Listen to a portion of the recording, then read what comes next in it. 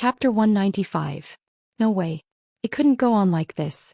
The only way was to leave the dense forest and go to an open area. When there was nothing to hide behind, he wanted to see how the enemy would attack. In this regard, Jiang Pingji could clearly tell the enemy that those who deserved to die would still die. It had little to do with where they died. It was not easy to escape from the dense forest. Originally, he had brought 20 followers with him, but now there were only 2 left. The closer they got to the exit of the dense forest, the more frequently Jiang Pingji shot. Seeing that they had escaped, any normal person would feel relaxed. It was also the best opportunity to attack. However, when the leader brought the remaining 2 survivors to the place where they had rested, what they saw were 4 bodies lying in a pool of blood. The leader's eyes were wide open, and his fierce look scared the 2 followers who followed him. The only survivor was the follower who had gone to fetch water and was lucky enough to survive. Of the 5 people who stayed were dead and only this one was alive. Of the 3 people who went to fetch water, 2 were dead and only this one was alive. The anger in the leader's heart could no longer be suppressed. He strode forward and grabbed the follower's collar. "Tell me, did you kill them? Tell me, are you a spy for those villains? Did you deliberately lure us there?" The leader glared at the follower, who had been scared to the point of delirium. His face was smeared with sticky blood. The audience in the streaming room was speechless. Wait, what kind of weird development was this? Why did they suddenly have internal strife? No, internal strife was internal strife. Why did they suspect that the unlucky guy who had been scared twice by the streamer was the murderer? Fengji Liaon, I feel sorry for him. First he was scared twice by the streamer and now he's suspected to be the murderer. Zhou Xian, sorry, really very sorry. No, I laughed so hard that my stomach hurts. Did the leader become a stick? Lao Siji Lianming, I bet a spicy stick. This is definitely an Easter egg left by the streamer on purpose to test their intelligence. It was no wonder that the viewers in the live streaming channel were so happy. This turn of events had shocked everyone. The followers around the leader were all brought here by himself. He knew everyone's background, so it was impossible for there to be a spy. Of course, it was also possible under extreme circumstances. Some viewers in the live stream room were mocking him, but naturally, there were also people who had different opinions. Chestnut is delicious. Am I the only one who thinks the leader's reaction is normal? After being scared by the streamer so many times and seeing the people around him die one after another, the psychological pressure was unimaginable. Under such circumstances, it was impossible to maintain a normal level of thinking, and they would definitely subconsciously suspect the most suspicious person. Who was the most suspicious person at the moment? It must be the survivor. Putting himself in their shoes, if he was one of the members of the team, facing a completely clueless enemy, and every time the enemy attacked, one member of the team would definitely die, and no one would know if he or she would be the next target. The fear of death lingered in one's heart. The Grim Reaper's footsteps were hot on one's heels. Even a person with a strong mental defense would collapse in an instant under such a dense frequency of attacks. However, from God's perspective, the leader's judgment was indeed laughable. At this time, the audience in the live broadcast room was silent, and then they agreed to speak. Not to mention anything else, they just said that the host had too much bad taste. Jiang Pingji smiled. Her bad taste was yet to come. Tell me, did you kill them? Tell me. The leader grabbed the other's collar and roared as he questioned. At the same time, Jiang Pingji steadily raised the bow, drew an arrow and aimed at the target.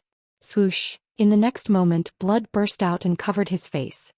His neck seemed to be strangled by an invisible hand, and it forcibly stopped him from speaking. That's bad taste.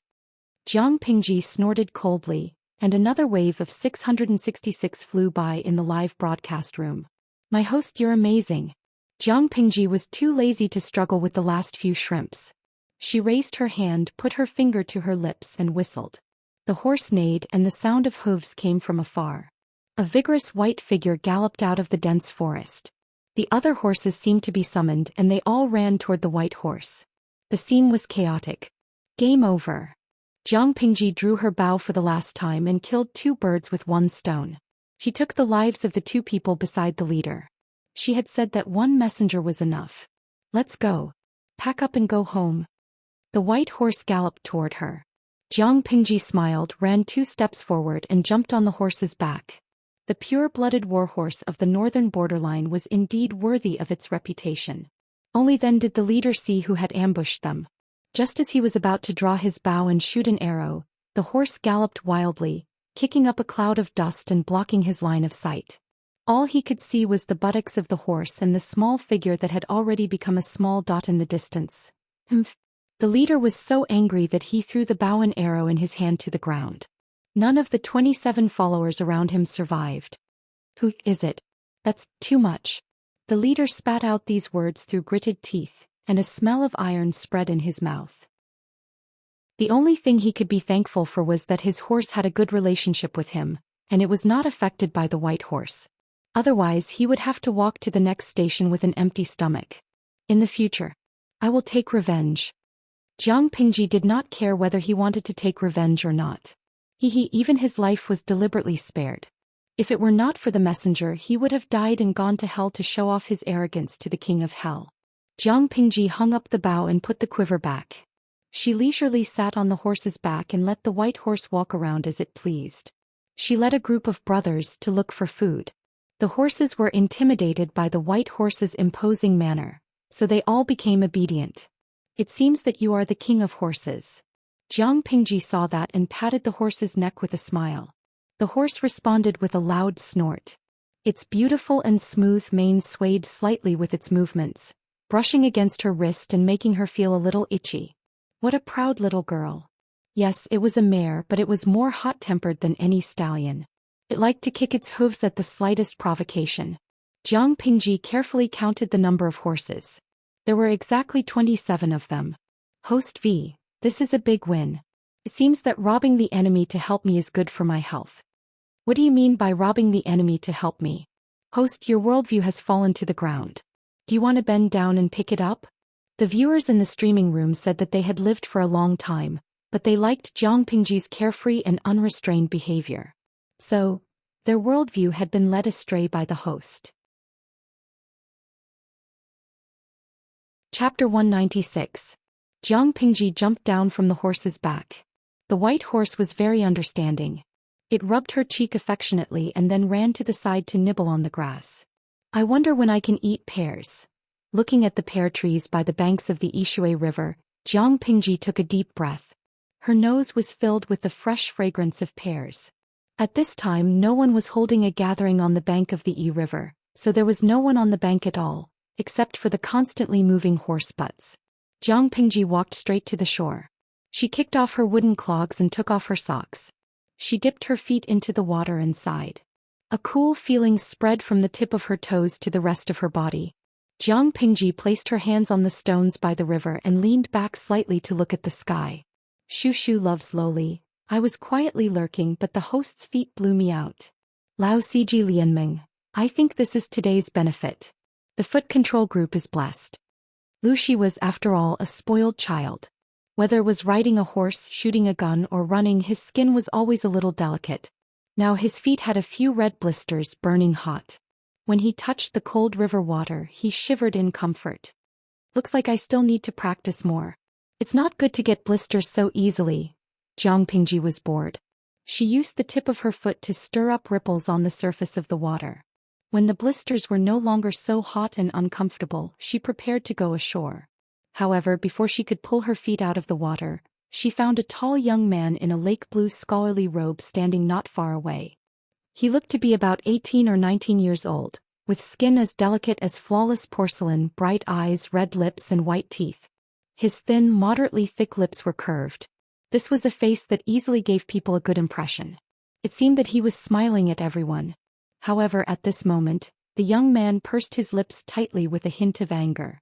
The bunch of people in the live streaming room who were obsessed with looks started to shout again, and all kinds of flattering comments flooded the bullet screen. Durian-flavored milk. I can't take it anymore, I can't take it anymore. What a beautiful young man. Although I know that ancient times were very cruel and dangerous, the moment I saw this young man, all those hardships go to hell. Kujiao Qifan, I'm not convinced. Why were the ancient people so good-looking? Didn't they all say that they were ugly? Host Jingjing Shanghua. Although the host is my true love, the moment I saw the young man, I wanted to climb the wall. Such bullet screens almost blocked Jiang Pingji's vision. In the end she had no choice but to block some of them. Jiang Pingji looked around and confirmed that there was no one else but her. Did that mean that the young man was angry at her? The young man's porcelain-like face showed a little anger. He looked at her accusingly as if she had done something infuriating. No. What else had she done other than soaking her feet and raising more than 20 horses? Could it be that those free-range horses went to take advantage of him? Just as he was puzzled, a bullet screen in the live broadcast room inspired him. Huohua. By the way, is that handsome young man drinking water downstream? It seemed that he was quite angry. Jiang Pingji was speechless. She lowered her head to look at her feet that were still soaking in the water. She then raised her head to look at the young man's almost red face. She was speechless. He was to blame? She calmly put on her socks and wooden clogs. Jiang Pingji whistled and the big white horse galloped over. Behind it, there were a total of 27 well-proportioned horses of different colors. Obviously, the big white horse had become the leader of the horses. Jiang Pingji didn't even need to deliberately drive it. Jiang Pingji murmured, "Nowadays horses are becoming intelligent." She sat on the horse and glanced at the young man who was still standing in the same place. She moved the reins and signaled the big white horse to go over. Jiang Pingji sat on the horse and bowed to the young man. "May I know your name?" The young man was very tall, but he was still a head shorter than the big white horse. When the big white horse lowered its head and snorted at him, the young man hurriedly stepped back with a bit of panic on his face. Seeing that, Jiang Pingji patted the horse's neck and signaled the little girl not to bully him on purpose. "Judging from your clothes, you don't look like a local." The young man calmed down and looked at her with mixed feelings. After a while he bowed back and said, "I'm from Langyi. You can call me Hanyu." Hanyu. What about his courtesy name? Jiang Pingji subconsciously thought of this question. After all, the ancient people's naming habits were really annoying. But then she remembered that only close friends or elders could use courtesy names. She narrowed her eyes and asked, "My name is Lu Shi. I'm a local of Hejian. I saw you staring at me just now. Do you have any difficulties?" The young man's face became even uglier when he heard the question. Jiang Pingji laughed in her heart. The audience in the streaming room complained that she was too mean. Hanyu was choked by her straightforward question, but he couldn't just say that he just drank some water to quench his thirst. Hanyu's face became even uglier when he thought of that. He had no choice. His water bag was empty and there was still some distance to go into the city. He could only fetch water from the spot. He didn't expect that someone would soak her feet in the water. Should he be glad that she was not using the toilet? Hanyu lowered his head subconsciously and looked at Jiang Pingji's feet, which were wearing socks. He felt a little uncomfortable in his stomach. Jiang Pingji said again, "I was rude just now. My feet hurt a little because of the long journey. I just soaked my feet for a while and found that you were looking at me like that. I thought that the horses around me provoked you. Did they do anything to you?" Hanyu's pale face looked much better after hearing that. His white cheeks became rosy again. "The horses didn't make fun of me. Are they war horses?" Hanyu said. He glanced at the horses that Jiang Pingji mentioned. He seemed to find something and his pupils slightly shrank. "I don't know if they are war horses, but they are definitely good horses." Jiang Pingji smiled and stroked the mane of the big white horse. The horse rubbed against her palm intimately and licked it from time to time. "I took Whitey out for 2 laps and let it go to find food by itself. I didn't expect that it would bring back so many horses. I was also very surprised." Hanyu was very surprised. He looked at the big white horse with sparkling eyes and said, "This horse has a well-proportioned body and strong hooves. Its eyes are full of intelligence and it has a ferociousness that normal horses don't have. Is this a good horse from the northern borderline?" "It should be. My father specially sent it to me. It is said that it is a good horse that was carefully selected from the royal horse farm in the northern borderline." Jiang Pingji said, "I don't know much about horses, but Whitey is full of intelligence. It seems that it can understand what I said. In the whole family I am the only one who is close to it." Jiang Pingji's words were really shameless. Chapter 197. Compared to the white horse, Hanyu was more concerned about the other 27 horses. They were from the Meng's horse farm. Horses of such quality were usually provided to the Meng's army. Outsiders couldn't buy them. Now there were 27 more horses, which made Han Yu feel a little uneasy. So Han Yu asked, "Do you know who the owner of these horses is?" Jiang Pingji sneered. She never asked for the names of people she killed, and there was no need to. They were all dead anyway. But she said, "I don't know. Do you know?" Han Yu said with certainty, "This is a fine horse from the stable of the Mengs in Sangzhou. Only those with a high status in the Meng's army are qualified to own such a fine horse." "Lu Langjun is in trouble," Jiang Pingji said carelessly. "Why? It's just a few animals carrying people. How can they kill people?"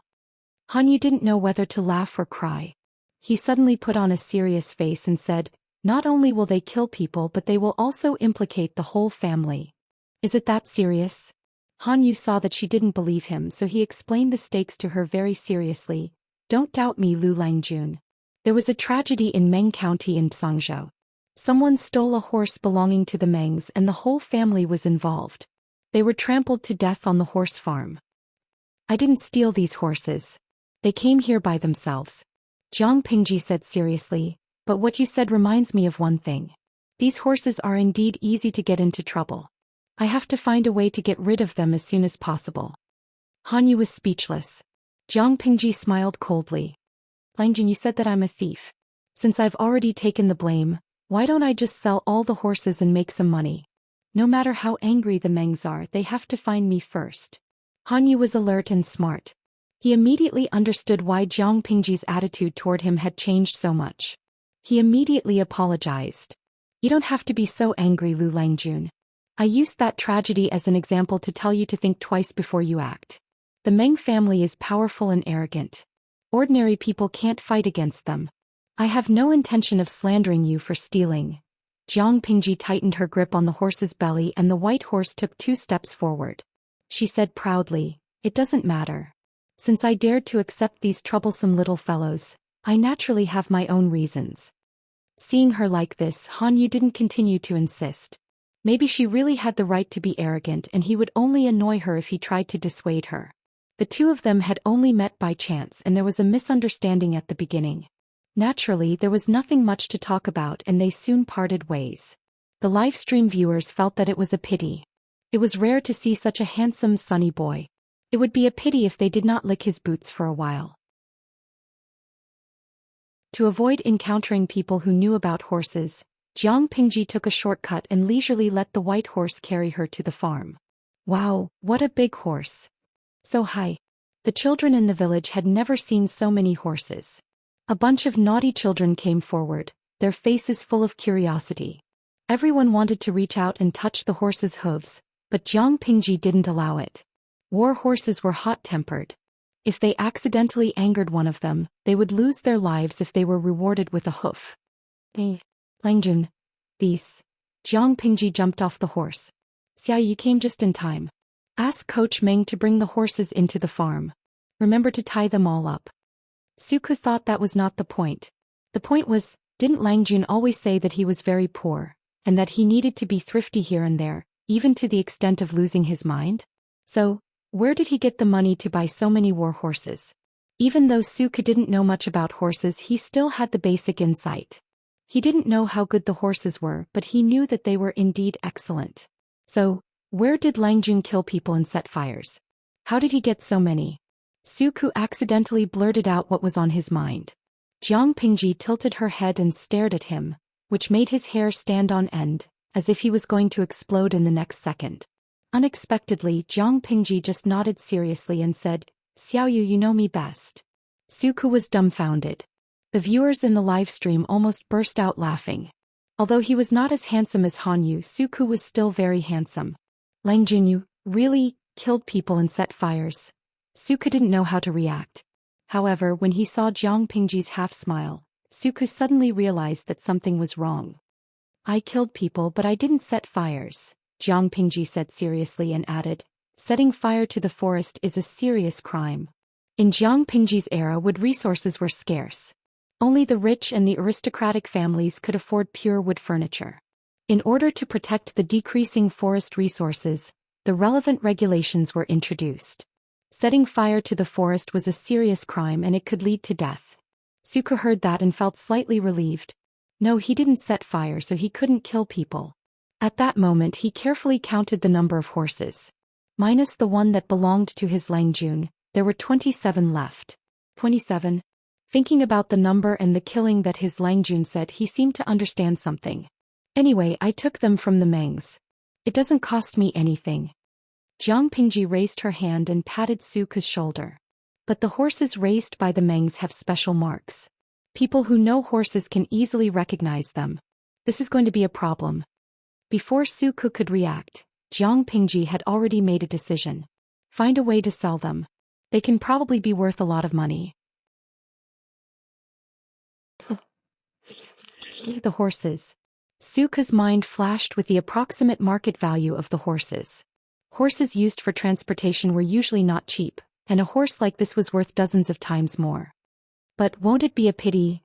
Men always had some characteristics that never changed no matter what time it was. For example, men in Jiang Pingji's era had a special love for mechas.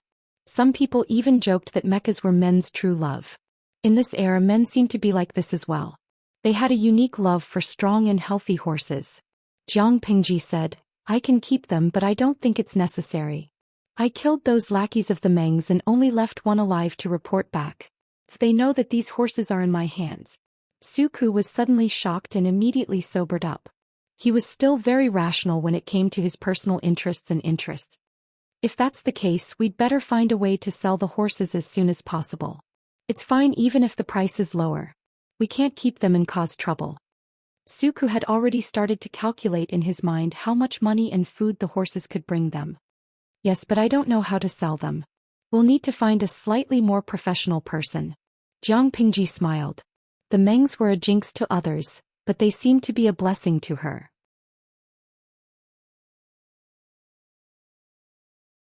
Chapter 198. According to Jiang Pingji, it would be better to sell the war horses so that the Mengs wouldn't trace them back to her. Suku even started to make a budget, but Meng Hun put forward a different opinion after he heard about it. I don't agree with your decision. The loss is too great. Meng Hun licked his dry lips and looked at the plump and strong war horses with a burning gaze. For a general, a horse that they liked was like a second companion. It's better to hide them in the mountains for a while and wait for the Mengs to die down before plotting other things. Jiang Pingji focused on the first sentence. How great is the loss? Meng Hun said, for example, a good war horse like this is worth 70 to 80 taels of silver. That's the price of a fair deal. If you sell it to a horse dealer privately, they will buy it at a much higher price. Usually they will reduce the price by 40 to 50%. That much? Jiang Pingji asked. That's at least a horse dealer with a conscience. If they bully someone who doesn't know the trade, they will be even worse. War horses are different. If they have internal injuries, they will be worthless. That's why they are more expensive. But if they are sold privately, the price will be reduced even more. Meng Hun sighed and raised his hand to stroke the mane of a maroon warhorse. The horse was strong and the muscles under his palm were tight and full of strength. It was fascinating. Suku was in a dilemma. It would be a loss if he sold them, but it was too risky to keep them. Even if they were hidden deep in the mountains, they would still be found. Jiang Pingji looked down and thought for a while. I'll listen to you this time. Anyway, we got them out of nowhere. No matter how we deal with them, it won't be a loss. We will need to train riding and shooting in the future. With them, at least we don't have to buy extra horses. It will save us a lot of money. Suku asked, but if that's the case and someone finds their tracks and suspects? Jiang Pingji reacted quickly. When she agreed to Meng Hun's suggestion, she already had a solution in mind. It's not difficult. I originally wanted to move the troops training from the farm to the mountains, Jiang Pingji said. Jiang Pingji said, but not now. Find a way to hide these horses. It doesn't matter if they are exposed. The Mengs can't do anything to me. Jiang Pingji smiled innocently as she spoke. After all, I'm just a powerless aristocrat. How could I have ambushed 28 of them, killed 27 of them and left one alive? Isn't it more believable to say that Meng Hun did it? Suku almost couldn't hold back the smile on his face. Before Meng Hun joined the team you could trick him, but now that he was a friend you still want to trick him like this? Do you have any shame? What was eye-opening was that Meng Hun actually felt that it made sense. That's true. Ordinary people would definitely think so. Although the young Lang Jun is skilled in martial arts, how could he be compared to the followers of the Meng family? These horses are in your hands. You can say that you bought them from a horse dealer in the black market. What can the Meng family do to you if they want to settle accounts with you? Meng Hun gave a simple and honest smile. If an ordinary person told the Meng family this, he or she would definitely be in trouble. But Jiang Pingji had someone to rely on. It was just 20 horses. The Meng family didn't lack them. What they lacked was an excuse. What they lacked was face. Jiang Pingji's reason was reasonable. Would the Meng family dare to go against the Lu family for 20 horses? If that's the case, these horses can be kept in the mountains. But they are hot-tempered. It's better to find someone who has experience in raising horses, so that they won't get hurt. Jiang Pingji made the final decision. Meng Hun's smile deepened. 27 horses. No matter what, he could at least get one, right? The maroon horse next to him was not bad. Both its appearance and temperament were to his liking. Suke saw that and secretly put his hand on his forehead. He had a headache. His Lang Jun killed and robbed people without saying a word. Even though it was the Meng family that was robbed and killed, his Lang Jun was born in a noble family. The Lu family didn't lack anything. But why did his Lang Jun become such a gangster? Meng Hun next to him was the same. He was fine before, but now he seemed to be affected by his Lang Jun. No. How long had it been since they hooked up? The speed of their influence was too fast. Suke looked like he had nothing left to live for. He watched Meng Hun call people to take the horses away. The food that these war horses usually eat should be different from that of ordinary horses, right? Meng Hun said, of course. They eat more carefully and more expensive. The veins on Suke's forehead bulged. Those horses were all masters who needed to be served. Alas, I hope the books will be sent to the Mengs soon. Otherwise, Lang Jun won't be able to keep them. Suke was in charge of the accounts. He knew the financial situation best. They still needed the support of the Lus. The entire troop, including 40 to 50 mouths and 27 horses, was counting on the Mengs. Meng Hun was speechless. One was marked by the company one kept. Maybe Meng Hun was not the only one who had changed. Suke had also become more shameless. Their family's Lang Jun was really poisonous. Feng Huai, you made me look for you so hard. Feng Jin planned to find Jiang Pingji that day. He didn't expect to hear a familiar voice as soon as he got into the carriage. He opened the curtain. Hey, it was an acquaintance. Feng Jin got out of the carriage. The joy of meeting an old friend flashed across his young face. Why are you here? They greeted each other, and Feng Jin welcomed the good-looking young man in a lake blue scholar's robe into the door. I was preparing for the assessment. I wanted to invite you, but I didn't expect your third brother to tell me that you accompanied the fourth prince to Hejian. It's not far, so I took a detour. Maybe I could meet you. I saw you from afar as soon as I entered the city. The young man had a bright smile on his face. He was not as reserved as ordinary people. His eyebrows were full of vitality. Feng Jin smiled bitterly. Wenbin, you came at the right time. Do me a favor. What's wrong? Han Yu raised his eyebrows and smiled. Are you entangled with some passionate girl? They were friends who grew up together and they were the same age. Feng Jin let go of his usual calmness in front of Han Yu. Look at you. You're getting more and more improper. I really don't know how Master Yuanjing taught you. Feng Jin patted Han Yu's shoulder and whispered, the fourth prince likes to hang out in the brothels, but he calls me out every time. I can't stand it. Could it be that the fourth prince is interested in Huayu's beauty? Han Yu had an indescribable expression on his face. Feng Jin coughed and lowered his voice. Of course not. I don't like to go to those brothels. He didn't like to go there, but he was called out to go there. It was okay to refuse him once or twice, but he refused him every time. Even a fool would know something was wrong.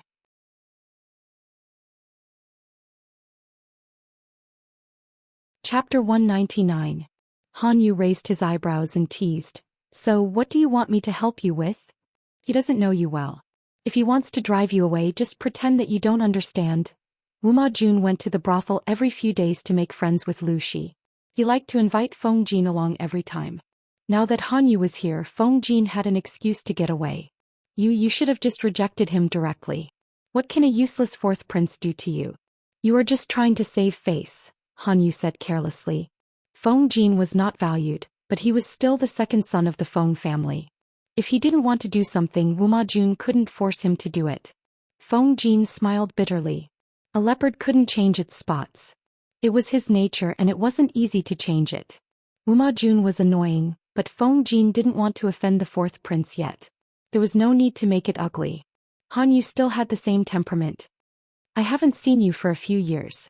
I thought you would be less temperamental after you became Master Yuanjing's disciple. I didn't expect it to get worse. Your temperament is quite similar to the good friend I've made recently. Perhaps the two of you will get along well. Han Yu raised his eyebrows and said with interest, there are not many people who can be praised by you, Feng Huayu. Not to mention that his temperament was similar to his. She is a wonderful person. Feng Jin thought of Jiang Pingji and the smile on his face became wider. Han Yu was quite surprised. Could it be that the good friend Huayu is talking about is actually a beautiful lady? Is she your confidant? I think you asked me to help you get rid of the fourth prince so that you could have some time to meet your confidant.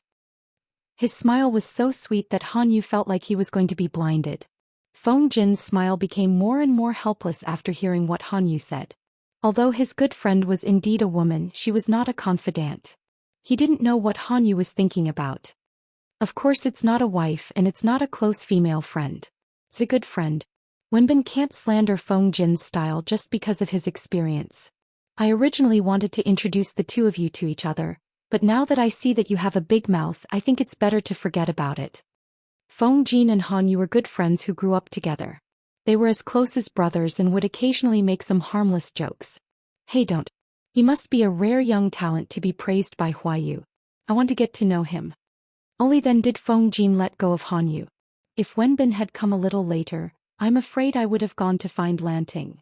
Han Yu couldn't help but be interested in the Lanting that Feng Jin had mentioned. He wanted to see what kind of talent Lanting had.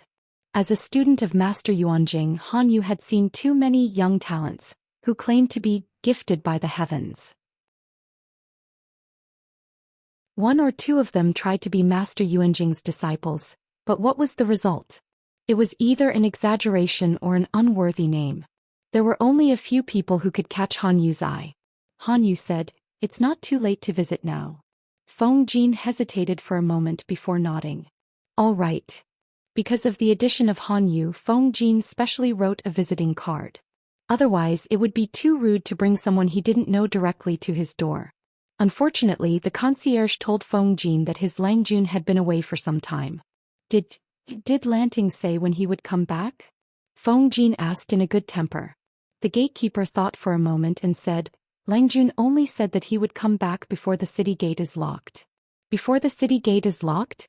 Looking up at the sky, it was obvious that he couldn't wait any longer. If that's the case, I'll have to trouble you to tell Lanting that I've been here. The gatekeeper said respectfully, it's no trouble at all. Langjun is my Longjuan's good friend. This is what I should do. Feng Jin had no choice but to return to the carriage. Han Yu was playing with the jade tassel hanging from his waist with his fingers. Are you not at home? Feng Jin nodded. He thought for a moment and said, since you are here, why don't you go to Yaoji? Yaoji? Another strange name. It seemed that Huayu had made a lot of good friends while he was away from Shangjing. Feng Jin saw the confusion in his eyes and explained, Yaoji is my good friend. Her name is Lu Heng and she is also Lanting's cousin. Han Yu said bluntly, since I have nothing to do, I might as well go there. Feng Jin shook his head with a bitter smile at Han Yu's attitude. With Wenbin's temperament, if he encountered any setbacks in the future, he would suffer a lot. Jiang Pingji didn't come back until an hour before the city gate was locked. She rode a tall horse and slowly returned to the Lu's house. As soon as she came back, she heard from the gatekeeper that Feng Jin had come to see her. Huayu? Jiang Pingji asked, did he leave any other message? The gatekeeper thought for a moment and shook his head. Langjun only asked me to tell you that he had been here. He didn't say anything else. Oh, I see. Jiang Pingji felt relieved. It seemed that it was a normal visit and he didn't encounter any difficulties. But the gatekeeper hesitated. What? The gatekeeper stammered.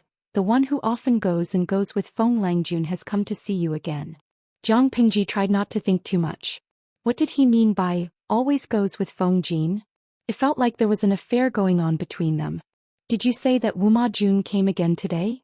Since the last time at Ingchun House, the frequency of Wuma Jun's visits was frighteningly high. But Jiang Pingji often went out so she didn't run into him. The gatekeeper said awkwardly, "Yes, I heard from other servants. He seems to want to marry the second Yangzi." What? Marry the second Yangzi of the Lu's house? Jiang Pingji was stunned for a while. Then she remembered that there was a sister who had never shown her face in the Lu's house. However, her stepsister was not even 9 years old this year, right? Didn't Wuma Jun want to marry Zhou Xian? Why did he change his target to his sister of a concubine?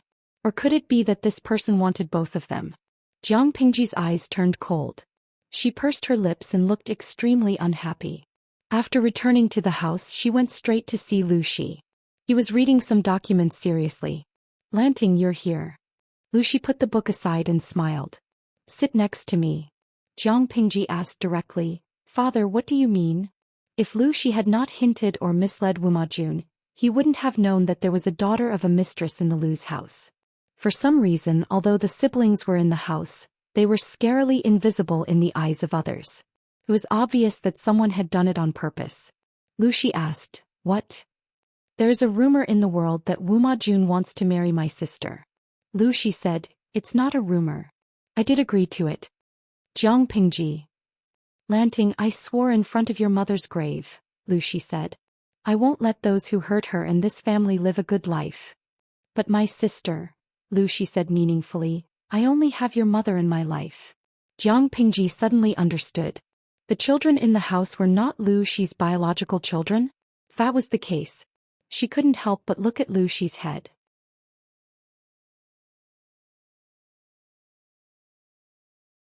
Chapter 200.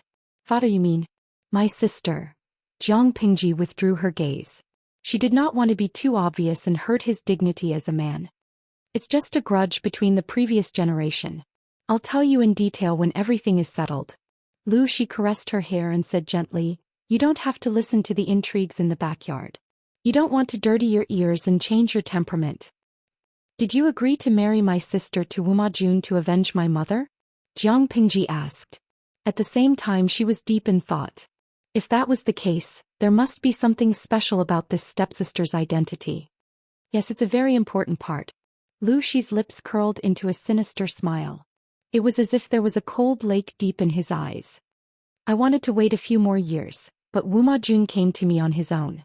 He must have some ulterior motive. I'd like to see his expression when he finds out the truth. It'll be interesting." She killed Amin for her own ambition. She should pay the price. She asked, "Who killed my mother?" Lu Shi did not answer her. He sighed and said, "I told you. It's a grudge between the previous generation. I don't want you to be involved. I know where your ambition lies. The world is vast and that is your goal. I, your father, will settle the score for your mother." But Jiang Pingji felt that things were not that simple. Lu Shi was hiding an important truth. "If you want to do something for your mother, then promise me." As Lu Shi spoke, he leaned forward and whispered in her ear word by word. It was as if he was making a solemn vow. "Don't let anyone get their hands on the throne of the world. You can only win. You can't lose." Jiang Pingji's heart skipped a beat. Even though Lu Shi had learned some things from Master Liaochen, it was the first time he told her that she had to win. She asked in a low voice, "Will the person who killed my mother fight with me?" Lu Shi couldn't give a very clear answer to this question because he didn't know the details. The only thing he could say was, "I don't know, but if you want to be the ruler of the world, it won't be wrong. Who cares if she will fight with you? She won't be able to beat you. Just remember today's conversation in your heart. Even if you are talking in your sleep at night, you must not leak even half a word. You must not leak anything." Even though Jiang Pingji didn't mind Lu Shi's serious advice, she had to take it seriously. "What's more?" Lu Shi smiled sarcastically. How could someone who only knows how to suck up to you compete with you? What could she rely on? Tossing and turning men's bodies, seductively asking for sex. It's the biggest joke in the world. A woman. Jiang Pingji was surprised. She thought Lu Shi wanted to deal with a man. Lu Shi obviously didn't want to talk about this topic anymore. His daughter was too cunning. The more he talked, the more information he would leak. Before the situation became clear, he didn't want to dig up the past. Lucy wouldn't be worried if she was getting stronger. But now it was clear that it was still not in its infancy. It still needed to recuperate and accumulate its foundation. Lucy was in no hurry. He had waited for so many years and he didn't mind waiting longer. As long as he could see that woman's head fall to the ground before he died, everything would be worth it. Your sister's matter is settled then. Lucy's voice was calm, but there was a hint of chilling pleasure in it. Jiang Pingji was not a compassionate person. Lucy had already hinted that his sister had a special identity. If she continued to speak up for her, it would seem a little stupid. But didn't father say that Wu Majun and Jing Xian? Could it be that he wants to enjoy the bliss of having 2 wives? Lucy said, let him worry about it. In any case, Wu Majun would not let his stepsister become his concubine. It was even more impossible for the daughter of the Wei family's first wife to become his concubine. Naturally, Wu Majun had to cancel the marriage. Otherwise, he wouldn't be able to leave Hejian County alive. On one hand, he promised Lu Shi to marry his daughter, but on the other he wanted to take Wei Jingxian's engagement. Wasn't he courting death? But, Father, Jingxian and I have broken off our engagement. The Wei family is interested in marrying Wu Majun. Although they didn't say it officially, some well-informed people know about it. Now that Wu Majun has changed his mind, doesn't the Wei residents have any objections? Lu Shi was a little surprised. He did not expect his daughter, who had been so insensitive before, to think about this. Don't worry. It's just gossip. The Wei residents did not admit it. They just need to say that others guessed wrongly. Lu Shi smiled and said, have you forgotten that there was another person at the gathering other than Wu Majun, who was of equal status and had a brighter future? Feng Jin. Jiang Pingji thought of her good friend. Feng Jin is the second son of the Feng family. His father is the head of the Imperial Secretariat Feng Ren. He comes from a noble family. Isn't he better than a prince who is not favored and feared by the government? It is said that the daughter of the Wei family should be married to someone of high status. The daughter of the Wei family is barely a match for him. Jiang Pingji did not expect such a plot twist. Will it work? It's in the bag, Lu Shi said calmly. Marriage is about matching 2 surnames. If it is fated, it will happen naturally.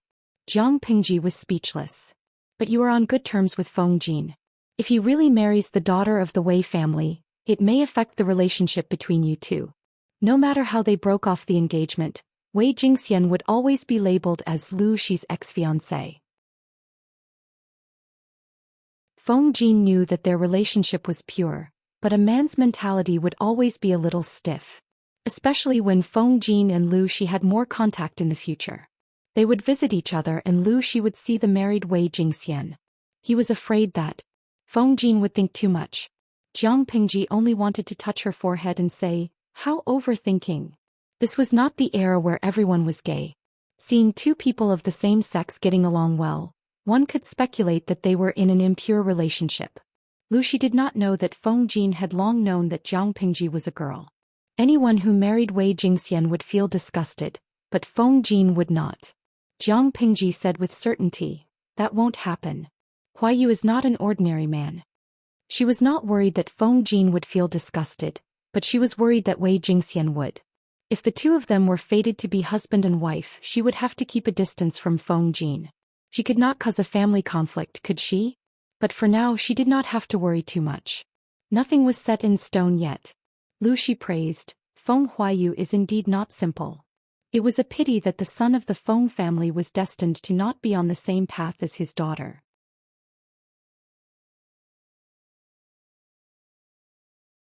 Chapter 201. Lu Heng and Feng Jin were friends. In the past, when they met, they would talk about everything under the sun, or exchange opinions on politics. Now they had another topic to discuss. Lu Heng's cousin Feng Jin's good friend Lu Lanting. The former had a secret brother complex, while the latter admired Jiang Pingji and treated her as a best friend. They had a lot to talk about. At first Han Yu was just listening to them out of boredom. But after a while he became more interested in the Lanting they were talking about. When Lu Heng heard Feng Jin say that Han Yu was Master Yuanjing's disciple, he couldn't help but be in awe. He looked at Han Yu with even more enthusiasm. His cousin was going to Langyi to study. If he could find out Master Yuanjing's preferences earlier, It might come in handy. With this in mind, Lu Heng tried to get more information from Feng Jin. Han Yu's lips curled into a smile and he gave Feng Jin a meaningful look. Feng Jin smiled bitterly. He guessed that this was probably what Lanting meant by Brother Khan. Lu Heng had good intentions. He would just pretend that he didn't see it. I can understand that Yaoxi loves her brother. It's just that teacher has already taken in his full number of disciples. I'm afraid he won't be taking in any more. Han Yu shook his head regretfully and said, but Langyi Academy still welcomes you.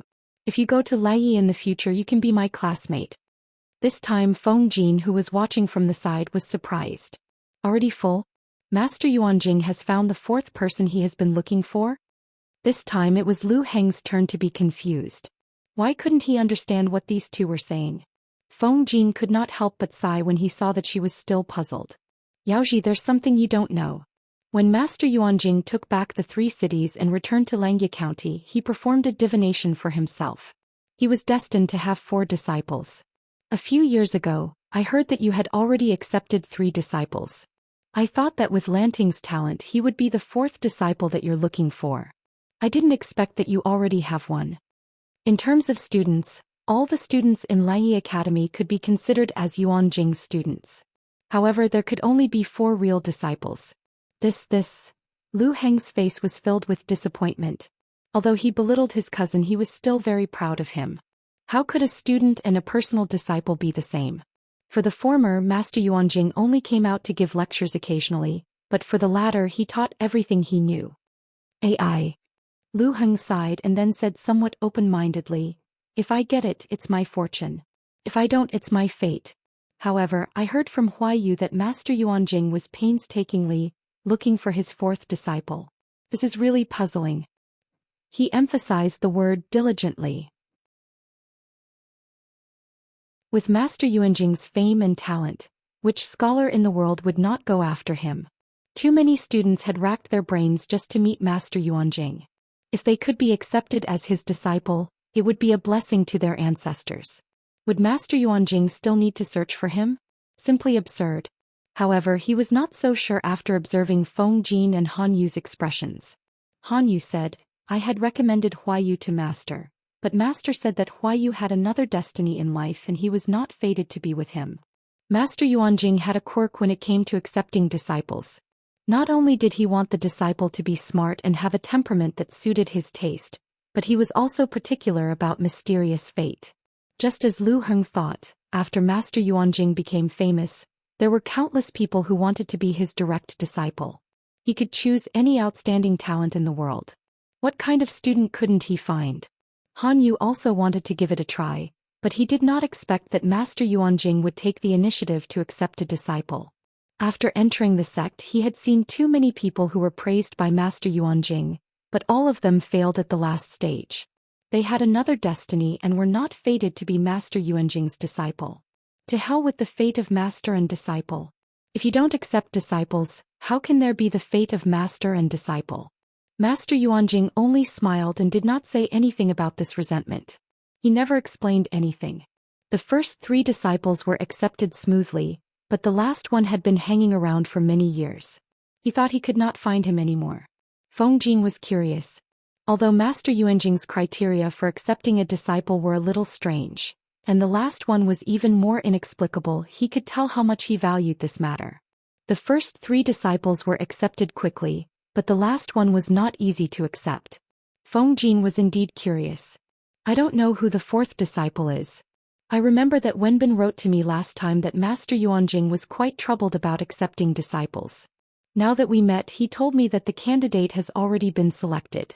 I can't help but be curious. Speaking of the 4th disciple, Han Yu was also confused. He had not understood his master's intention. I have told Huaiyu about this person before. There are many young talents in Langyi Academy, and Master Yuanjing's disciples are among the best. There is only one person who is an exception. Han Yu frowned slightly. When I first arrived at Langyi County, I thought that person should be Master Yuanjing's disciple. Later I found out that he was not. Not only was he not even a student of Langyi Academy, but Master Yuanjing specially allowed him to study here. Feng Jin thought for a while and suddenly remembered, the person you are talking about is the one with an unknown birth date and a very bad fate. Lu Heng was confused. What unknown birth date and a very bad fate? Han Yu nodded and said, that's him. Feng Jin was surprised. That person has been studying in Laiyi Academy for 7 or 8 years. If Master Yuanjing had accepted him earlier, he would have been his first disciple. Why didn't he accept him for 7 or 8 years and only accepted him when it was almost time? Han Yu also asked his master about this question, and his master smiled meaningfully. Timing. Han Yu said, Master Yuanjing said that the timing was not right before, but now it is time. Feng Jin was speechless. Many famous teachers had quirks, and Master Yuanjing was definitely one of them. Lu Heng had to interrupt and asked, after listening to you for so long, I still don't know who the lucky person is. After Master Yuanjing accepted him as a disciple, he named him Zixiao, Han Yu answered. Wei Zixiao. He had never heard of him. Lu Heng searched for relevant memories, but there was no trace of this person. Then why did you say that his birth date is unknown and a very bad fate? Lu Heng had a bad habit. If he didn't understand, he would want to ask. If he didn't ask clearly, his heart would itch uncomfortably. Han Yu's expression froze.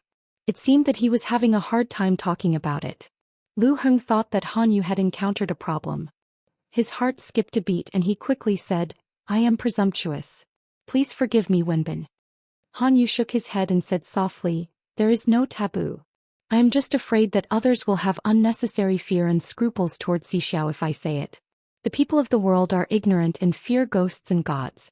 Just a small date of birth can create so many tricks. It is really a pity for Zixiao.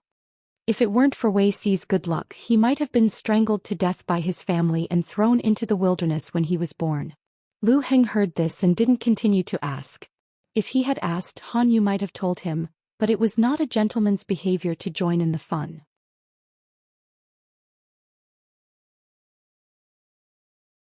Chapter 202. Although he didn't see Lu Lanting, who was praised by Feng Jin, Lu Heng had left a good impression on Han Yu. Hey, Fourth Lang Jun is back? Feng Jin and Han Yu came back together. They opened the curtain and saw a carriage parked in front of them. It was the carriage that Wuma Jun had taken during the day. What a coincidence. When Bin and I got off at the same time. Obviously Wuma Jun had also noticed it. He was unhappy to see Feng Jin stepping on the stool and another person in the carriage. Wuma Jun didn't like Feng Jin's family background. Feng Jin wasn't a member of the royal family. What right did he have to live a better life than him? What right did he have to be more talented and outstanding than him? Although he was polite to Feng Jin on the surface, he didn't respect him that much. However, when Han Yu stepped on the stool and came out of the carriage, Wuma Jun's unhappiness disappeared instantly. He put on a faint smile as if his previous carelessness and disgust didn't exist. Unfortunately, neither Feng Jin nor Han Yu were easy to deal with. To put it bluntly, among the three of them except for Wuma Jun, whose acting skills were a bit bad, the other two were going to be best actors in the future. Before Wuma Jun could say anything, Feng Jin introduced Han Yu after greeting him. This is my good friend. His surname is Han and his name is Yu. He is Master Yuanjing's disciple. Feng Jin emphasized the words Master Yuanjing's disciple, hinting that Wuma Jun shouldn't be so embarrassed that he couldn't move when he saw a beauty. Fortunately, Wuma Jun wasn't hopeless. He immediately withdrew his eager eyes and adopted a reserved plan. Taking a step back in order to advance, he could first establish a good relationship with them. Yes, in this era of masculinity, men might not be completely safe. Han Yu saw the eagerness in Wuma Jun's eyes. He felt a chill in his heart. The hair on his arms stood up and he got goosebumps. He suddenly regretted agreeing to Feng Jin's request. Wuma Jun obviously didn't care about men and women. He didn't want to get himself involved. Thinking of this, Han Yu came up with a plan in his mind. He slowly revealed a sneer. However, in Wuma Jun's eyes, it was a stunning beauty, who was satisfied with him. He had to admit that it was a big misunderstanding. It made Han Yu feel nauseous. Wuma Jun didn't like Feng Jin, but he didn't like Feng Jin being out of his control either, so he asked about his schedule. Feng Jin smiled faintly. He dealt with it flawlessly and Wuma Jun could not find any mistakes. Fourth Lang Jun, have you made any progress in visiting the Lu residence today? How could Feng Jin not see that the other party was trying his best to hide it? If it wasn't for the fact that he still had some brains, he would have already flown into the sky. He must have encountered something good. Wuma Jun had already determined that Feng Jin had the intention of relying on him, so he did not hide anything from him. He revealed that Lu Shi had already relented and intended to betroth his daughter to him. Although she was only a concubine's daughter, she had a good father, money and food. At the thought of Hu County, Wuma Jun's heart began to beat faster. It was as if he could already see Lu Shi helping him ascend the throne. When Feng Jin heard that, he almost dropped the cup in his hand and spilled some tea. Wuma Jun and Han Yu were quite surprised. It was normal for others to lose their composure, but how could Feng Jin lose his composure? Unbelievable. Han Yu smiled and closed his eyes to hide the surging speculation in his eyes. Could it be that the Lu family's daughter and Feng Jin had some unspeakable feelings for each other? Otherwise, according to Feng Jin's self-restraint, it was impossible for him to lose his composure so obviously. Wuma Jun did not think of that, and Feng Jin, the person involved, felt even more wronged. He just did not react for a moment and thought that Lu Shi had agreed to marry Lu Shi. Thinking about it, Jiang Pingji, who was such an unbearable person, married Wuma Jun like a daughter. He did not even dare to think about it. The scene was too beautiful. Feng Jin was shocked by his own speculation, and that was why he lost his composure. He quickly realized that the Lu family's daughter that Wuma Jun mentioned should be the concubine's daughter, who had almost no presence in the Lu residence. If so, I have to congratulate 4th Lang Jun for getting his wish and bringing home the beauty. Feng Jin smiled frankly. There was no trace of hidden displeasure on his face, which made Han Yu, who was secretly observing him, confused again. However, I heard that the Lu family's daughter is not even 9 years old yet. When she is at the age of engagement, I am afraid that 4th Lang Jun will have to wait for a long time. Wuma Jun also knew his daughter's age, but did it matter? Not to mention that she was only 9 years old. Even if she was 9 months old, he would agree to the marriage. He did not have the capital to win over Lu Shi. That old fox was too cunning. He had tried to fool him for a few days, but he had been fooled by him. If he became Lu Shi's son-in-law, they would be in a natural alliance. Even if Lu Shi did not support him, he would not support anyone else. Moreover, she was Lu Shi's only daughter, so there was no reason for Lu Shi to not care about her. Ordinary princes did not have to lower themselves like Wuma Jun did. However, who asked him to be in an awkward position? If he did not find a way to fight for it, he would not be able to make a comeback for the rest of his life. It doesn't matter. I will just marry her and respect her. Yes, it didn't matter to Wuma Jun. He wanted to marry the daughter of Lu Shi, not that person. If he married her, he would worship her as a shrine. He could not stop him from being a playboy, not to mention that she was not married yet. Seeing his attitude, Feng Jin sneered in his heart. He thought that Jiang Pingji had seen through Wuma Jun's nature. Who would feel at ease if their daughter married to him? He had just reached an agreement with Lu Shi to be his son-in-law, and now he was coveting Wen Bin's beauty. What a scumbag. Wuma Jun wanted to talk to Han Yu through the night, but Han Yu's IQ and literature were much higher than his. There was nothing to talk about. I am surprised. Wuma Jun is so lustful. Why have I not seen him do anything to you after so many days of following him? Han Yu had nothing to talk about with Wuma Jun, but he had endless things to talk about with his good friend Feng Jin, so they decided to share a room. Feng Jin said helplessly, "My beauty is like a jade pearl on a plate. How can I compete with Wen Bin's beauty?" Han Yu was speechless. It was not the Feng Jin he knew who would say such sarcastic words. Who taught him to praise others in the open but to insult others in the dark? Jiang Pingji thought that Feng Jin was being sarcastic. Was it her fault? Han Yu did not want to show any weakness. He teased. Wuma Jun mentioned that he was going to be engaged to the daughter of the Lu family. Why did you lose your composure?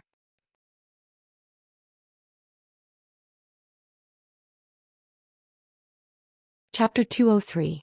Seeing that Feng Jin wanted to deny it, Han Yu pursed his lips and smiled. Don't play dumb, Huayu. How can you deny it? Feng Jin knew his friend's temperament. He knew that if he didn't give an explanation today, Han Yu wouldn't let him sleep all night. Feng Jin thought of a perfect excuse and explained calmly. A few days ago I met Chief Lu by chance and knew that he was a gentle and generous elder. Do you think Chief Lu couldn't see through Wuma Jun's treacherous thoughts? If he had seen through it, Why did he agree to marry his daughter to Wu Majun? To put it bluntly, isn't it like pushing his own blood relatives into the fire pit? Yes, both he and Feng Jin could see through Wu Majun's disguise. There was no reason that someone like Chief Lu couldn't see through it. Moreover, Huaiyu had said that Chief Lu was a gentle and family-oriented person in private. How could he not care about his only daughter's marriage?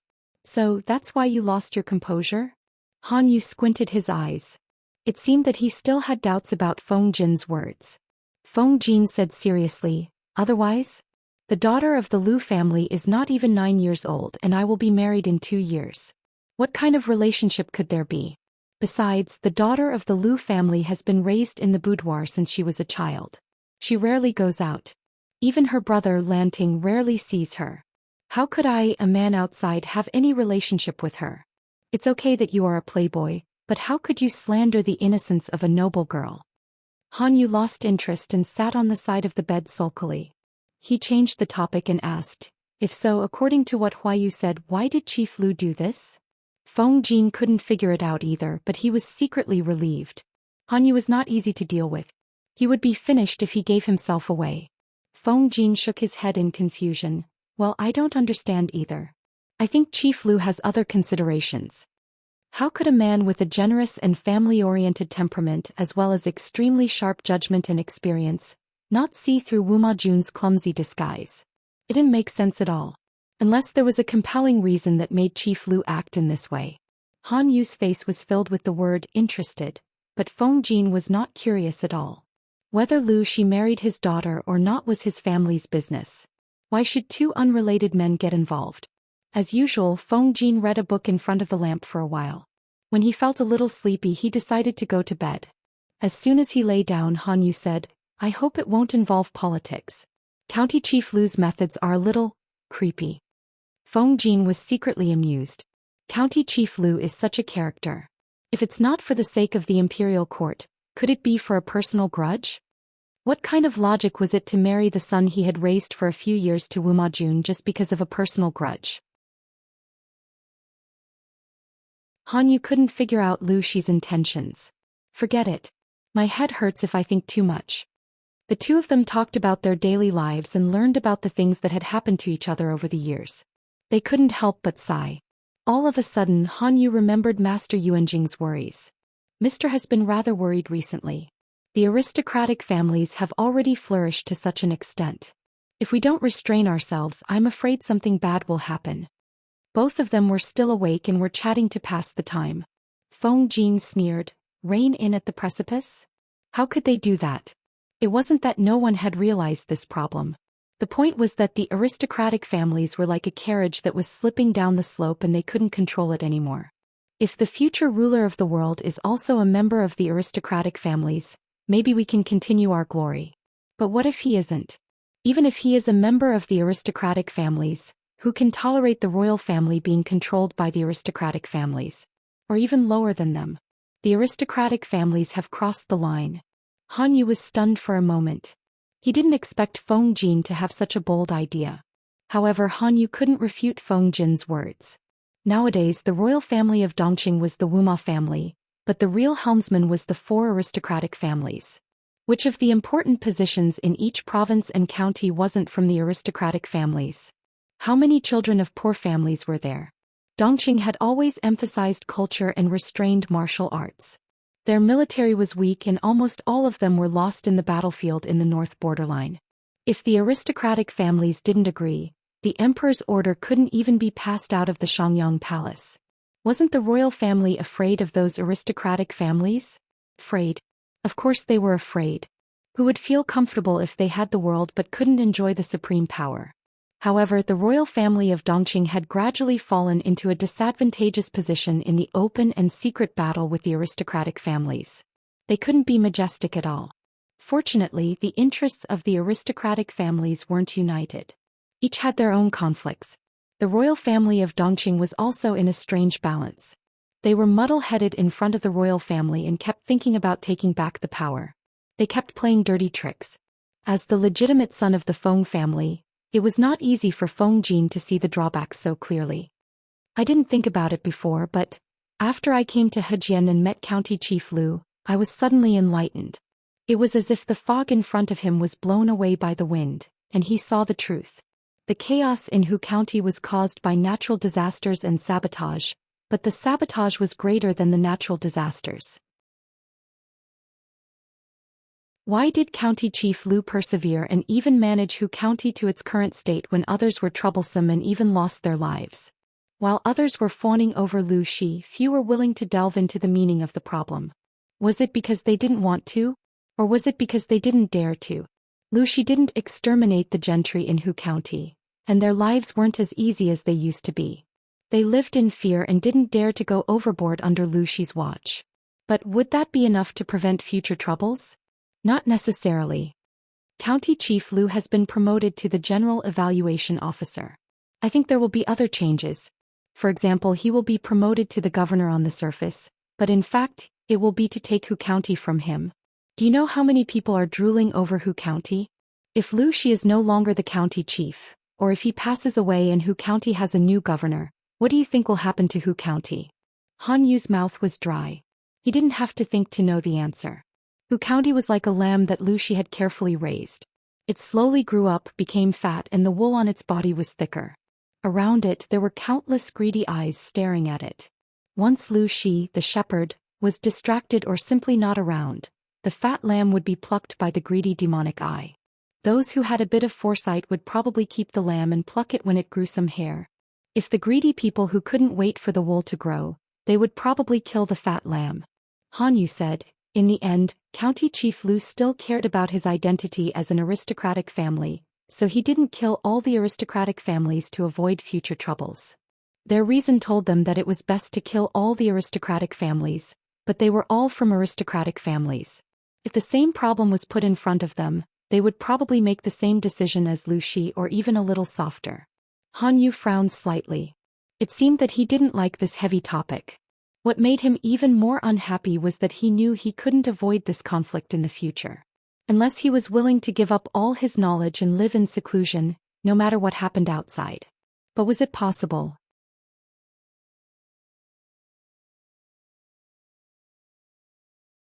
Chapter 204. Perhaps it was because he had something on his mind he didn't fall asleep until the middle of the night. Then he woke up on time according to his biological clock. The next day, seeing Wuma Jun, Feng Jin said, "I'm afraid I can't stay in Hejian for more than 2 days." Wuma Jun was stunned. He didn't know how Feng Jin knew what he was thinking. Wasn't it simple? Wuma Jun stayed in Hejian to win the support of the aristocratic families. Now that he had the support of Lu Shi, the other aristocratic families didn't need to be so anxious. Instead of staying in Hejian County, it was better to visit the Wang family in Laiyi. Fourth Langjun, I hope you can make an exception and let me say goodbye to my friend Lanting and tell her that we will meet in Laiyi in the future. Wuma Jun was happy to see that happen. He already regarded Lu Shi as his father-in-law, so Jiang Pingji was naturally his brother-in-law. Feng Jin was his right-hand man, so it was beneficial for Wuma Jun to build a good relationship with his future brother-in-law. Feng Jin and Han Yu saw all the changes in his emotions. Both of them felt disdain and contempt at the same time. They were not afraid of being stupid, but they were afraid of being stupid and blind.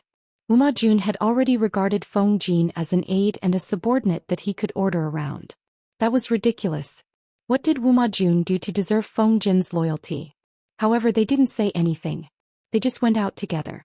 One wanted to say goodbye to his new friend, and the other wanted to see what the legendary Lu Lanting looked like. They were lucky that Jiang Pingji didn't run around, but if they came a little later she would have gone out too. Han Yu got out of the carriage and was about to step on the stool when he saw a familiar figure standing next to Feng Jin. They were talking happily. Han Yu was speechless. His eyes fell on Jiang Pingji's feet, which were wearing socks and wooden clogs. The scene from the day before flashed in his mind. Jiang Pingji had already noticed him when Han Yu was looking at her.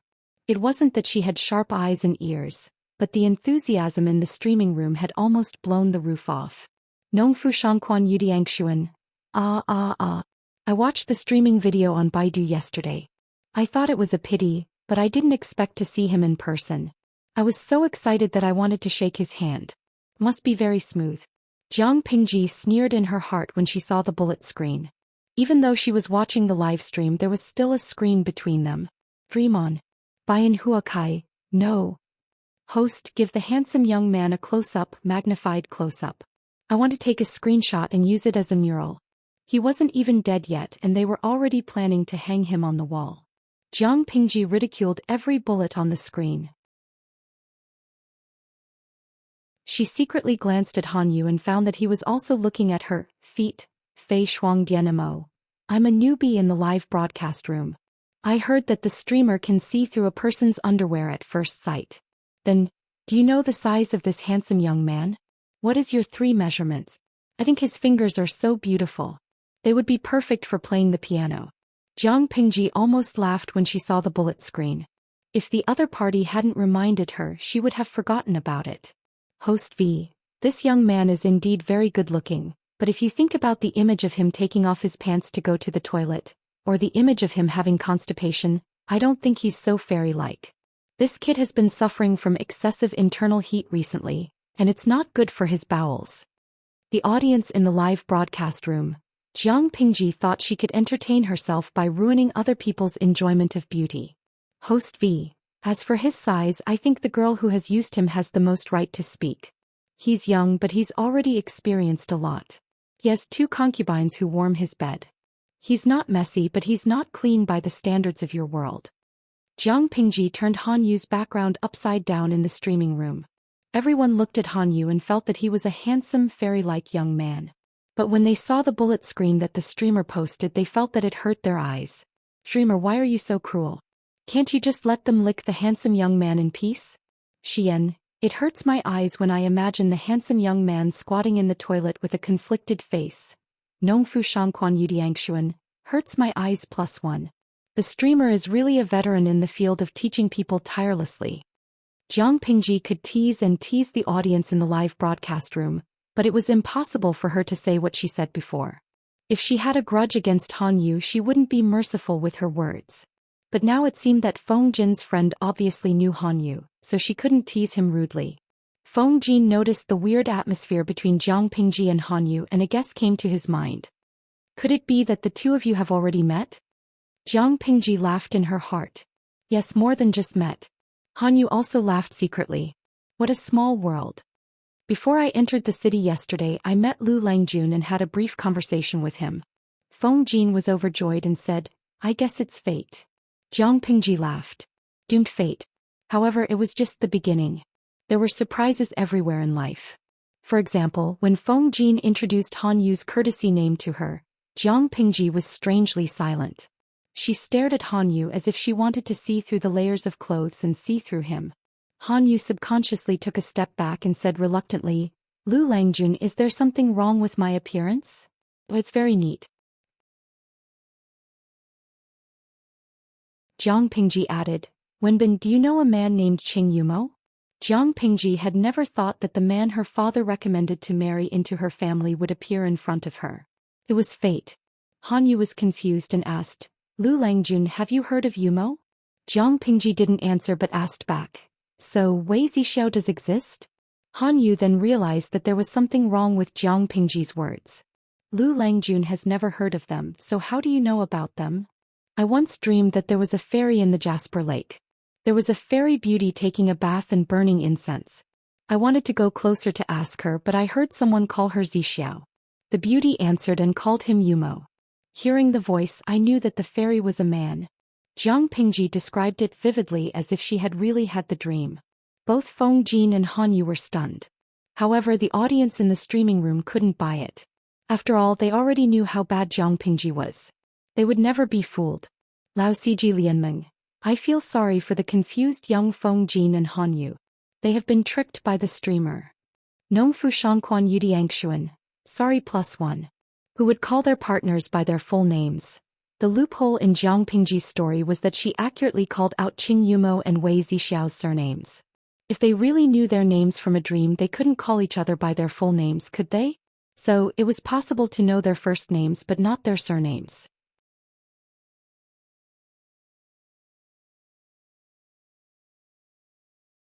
Chapter 205.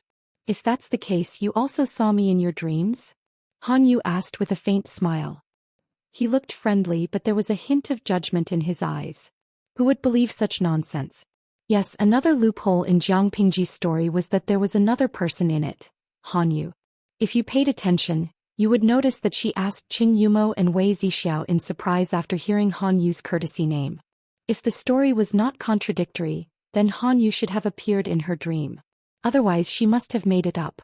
Jiang Pingji thought that Han Yu would be ashamed, but he nodded. Yes. It's a pity that the dream was hazy. I could only see the silhouette but not the face.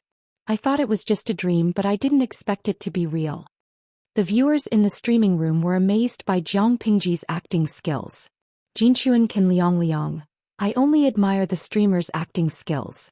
She did it all in one take. It was such nonsense, but even she herself believed it. Life is like a drama. Even the streamer can win an Oscar if she depends on her acting skills. Chiufeng Cici. Oscar is nothing. No matter how good the best actor and best actress are, can they be 100% in character all day? Nongfu Shangquan Yudiangshuan. Well, I know the streamer is lying, but she said it so confidently that I am beginning to doubt her. Even the viewers in the streaming room began to doubt their own judgment, let alone Han Yu, who didn't know much about her. Han Yu's mouth twitched. He said in a stiff tone, "So, it is fate that I met Lanting." Jiang Pingji readily accepted his advice and said, "Yes, such a fate, it will be a good story to tell."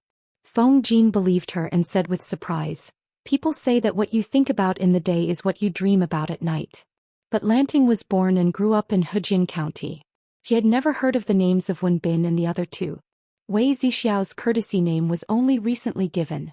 Lanting could actually dream of such a scene. Maybe it was a sign of fate? If I go to Laiyi in the future, I might be able to meet my dream friend. Han Yu was still doubtful, but he was more convinced after hearing what Feng Jin said. Although this speech was a little dreamy and romantic, it couldn't ignore the bigger picture. Let's rewind and take a look at what Jiang Pingji said. She saw a fairy beauty bathing and burning incense in the Jasper Lake. She wanted to go closer to ask, but she heard someone call her Zixiao. The beauty responded and called him friend Emo. In other words, the background was the bathtub. She was taking a bath. Han Yu couldn't imagine it. Zixiao was taking a bath in his dream. What was he doing in his dream? Although Lu Shi was a young boy who had yet to grow up, and the scene in the dream was still hazy, she could only vaguely make out the silhouettes of people. She shouldn't be able to see anything out of place. But she still felt that it was a little strange. Jiang Pingji took advantage of the fact that her body was still young, so she asked Han Yu. That person called Yumo really has a good temper. He's cautious and thorough in his work. He's honest and upright. Han Yu was deep in thought and replied subconsciously, of course. Yumo has a good temperament and he is cautious and reliable. Master speaks highly of him. When he finished, he came back to his senses. He was more and more convinced of what Jiang Pingji said in the dream. Why did he believe it? Qing Yumo was a nobody among all the students. He kept a low profile and his presence was almost non-existent. Except for a few close friends who knew about his talent and temperament, other strangers didn't know much about Qing Yumo, let alone Jiang Pingji, who was far away in Hejian County. But she could accurately point out Yumo's temperament and his biggest advantage. It was obvious that there was a basis for it. Now Han Yu was interested in Jiang Pingji's dream. He couldn't care less about the little knot in his heart. So, that Wei Zixiao. Jiang Pingji suddenly smiled and asked, "Is he really as beautiful as a beautiful woman?" Han Yu was trying to listen to what she had to say. But he almost choked on his own saliva. He was being rude in front of others. Feng Jin was also speechless. Jiang Pingji looked like she was seriously asking for advice, which made it impossible for him to be annoyed. Han Yu said, "Didn't you say that you didn't see his face?" Jiang Pingji put on an, "I'm very innocent" expression. "I didn't see his face, but I heard Wenbin tease him. He said that he accidentally left a sachet when he went out and it was found by a merchant. He took the sachet and asked the matchmaker to propose marriage. I think if he wasn't much more beautiful than a woman, he wouldn't have been mistaken for his gender." Jiang Pingji was the one who was lying through her teeth. But it had been a lie for so long that most of the viewers in the streaming room believed it. Nongfu Shangquan Yudiangshuan. I don't know how traumatized he was when he was mistaken for a woman. Kalwa de Yi, I've been watching the streaming for a few days. I realized that the men in this world are a bit effeminate. They have flowers in their hair and powdered their hair. They are gentle and beautiful. If they look more androgynous, they will be easily mistaken for a man. The traumatized area should be infinite, right? Han Yu's white cheeks were a bit flushed. He seemed to be a bit nervous. You can't answer this question. If you see him one day and spill the beans, you will be the one to suffer. He shook his head decisively and kept the question a secret. But, Han Yu said, but what you said about Zixiao being teased in the dream might happen. But Zixiao doesn't like others to pay too much attention to his appearance. He always says that the appearance is given to him by his parents. Children can't choose whether they are beautiful or ugly.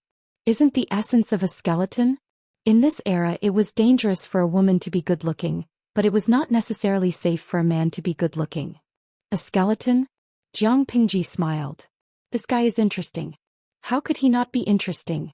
In this era, one's appearance affected one's fate as an official, and one's appearance was also an important criterion for being an official. But that guy said that appearance was not that important. Otherwise he was just standing there and talking, pretending to be serious. Or he really thought so and he was quite aware of it. Han Yu knew that Jiang Pingji would leave for Langyi in a few months. He smiled and said, if so, we will be classmates by then. But Lanting, you don't have to rush. You can go to Langyi in 3 or 4 months. Why? It was Feng Jin who asked. Han Yu said helplessly, Why you? Did you forget that in 3 months, the students who passed the initial assessment will go to Shangjing for the final assessment? This year there are many students who passed the preliminary assessment. Master Yuanjing may personally escort them to Shangjing. I remember that Lu County Chief is this year's General Assessment Officer. He will also go to Shangjing. If Jiang Pingji went to Langyi according to the original schedule, half of the academy would be empty. The most important thing was that Master Yuanjing would not be there. She thought for a while and said, if so, I will go to Shangjing with my father.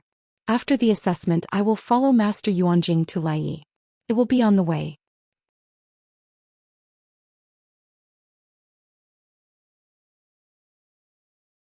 Chapter 206. Feng Jin was visiting with his friends, so Jiang Pingji invited them to a banquet. She didn't go out to have fun and the audience in the streaming room felt bored. They were used to the streamer's style of making trouble every day, but she suddenly became so elegant and serious. They were not used to it. It would be fine if there was good food. They could treat the streaming as a food show. They couldn't eat it through the screen, but they could enjoy watching it. However, the food on the table that the maids served was very ordinary. It didn't arouse their appetite. Wangdu, the development of food in this era is so backward. Feels like nothing. I don't have an appetite. Xianxia, I thought I would see a dazzling dish like Little Master Boy, and I would have a flash of inspiration after eating it. Turns out that I was thinking too much. My Tao, we don't have to eat delicacies, but the streamer shouldn't make it so shabby, okay? Gai Chong Fan, it feels like a table of dishes in a small restaurant is better than the streamers. Jiang Pingji felt wronged. She couldn't control it. It was good enough to have something to eat. How could she be picky? He felt good now. She used to eat tasteless nutrient solution all day, but now she had a taste in her mouth. The audience in the streaming room kept complaining about the food. The dishes were monotonous and the seasonings were lacking. How could a normal person eat it? Obviously, Feng Jin and Han Yu, as normal people, felt that the Lus were very attentive in terms of food. After eating and drinking to their heart's content, the maids took the table away. Jiang Pingji looked at Feng Jin and said, When does Wuma Jun plan to leave? There was a flash of surprise in Han Yu's eyes. If he remembered correctly, Feng Jin hadn't told him why he was here. If that was the case, how did this person know that Feng Jin was planning to leave?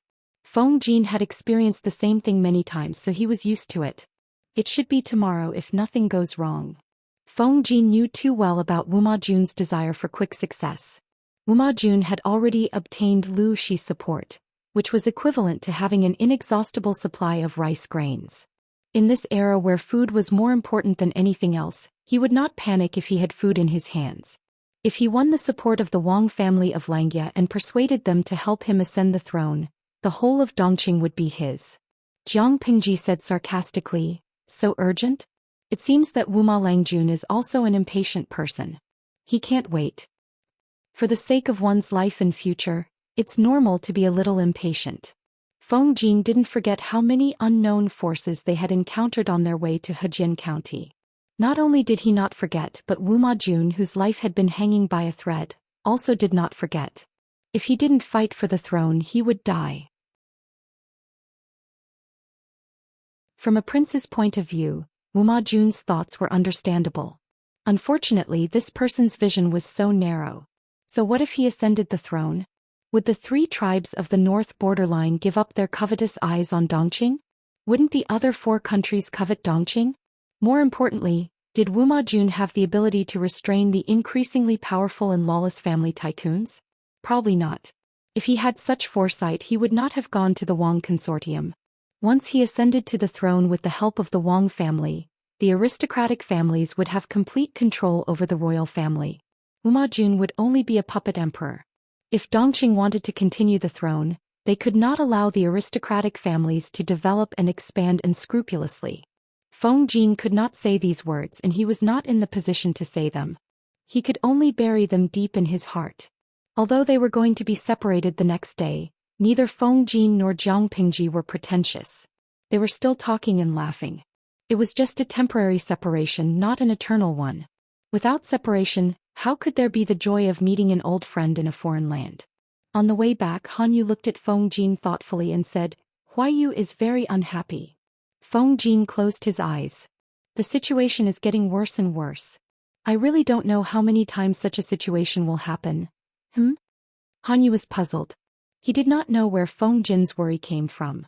If the world is in chaos, Huai Yu can show his talents. Judging from Lu Langjun, he is not an ordinary person. Maybe in the future, you can have a friendship with him. Of course, if the 2 of them were to assist their respective kings, then they could only do their own things. Feng Jin heard that and the corner of his mouth twitched. He felt that Han Yu and Jiang Pingji were on the same side. Both of them had restless temperaments and loved to stir up trouble at the drop of a hat. Although the royal family of Dongqing was declining, it was not destroyed yet. Now they were thinking about chaos. How could the royal family endure it? It could be seen that in the eyes of the aristocratic families, the royal family of Dongqing did not live up to its name. With a soft sigh, he dissipated into the air and disappeared. The next day, Jiang Pingji got up early and went to the Finyu Pavilion outside the city to bid farewell to Feng Jin. The weather had started to warm up, but there was a cold wind blowing from time to time, making people's clothes rustle. Looking at Feng Jin's back, Jiang Pingji, who was originally emotionless, felt a little emotional. When will we meet again? She did not know whether they would be enemies or friends the next time they met. Jiang Pingji kept her emotions in check. She put a finger to her lips and whistled. White was already running towards her. "Let's go." She got on the horse and held the reins with both hands. The carriages in the distance had become a small dot and Feng Jin was nowhere to be seen. White snorted and galloped toward the city gate. Ever since the attack on the Mengs, Jiang Pingji liked the feeling of galloping more and more. "Second Langjun, the people from the carpentry workshop are here. They are waiting for you in the mansion." As soon as they got back, the gatekeeper came forward to take the reins. Jiang Pingji's expression was cold and displeased at first, but when she heard that someone from the carpentry workshop was here, her eyes suddenly lit up. It was as if there were the brightest stars in them, which made people happy. "Someone from the carpentry workshop? Where are they now? Take me there." Feng Jin was the first friend Jiang Pingji had made in this world, so he meant something to her. She did not show it on her face or say it, but she was still reluctant to leave Hejian County. However, compared to the big picture, these small sentiments were insignificant. The gatekeeper was also smiling and bowed. "He's waiting for you in the mansion. Don't worry, Second Langjun." Jiang Pingji did not listen to the gatekeeper. She walked like the wind and the maids made way for her. To save time, she said, "You don't have to greet me. Go do your own things." She opened the door quickly but not rudely. A few craftsmen in linen clothes had been kneeling for a long time. "No need for small talk. Just tell me, how is the crossbow I asked you to make?" Jiang Pingji sat down without hesitation and skipped the complicated etiquette of the craftsmen. They looked at each other and one of the craftsmen spoke on behalf of the craftsmen. "It's a success."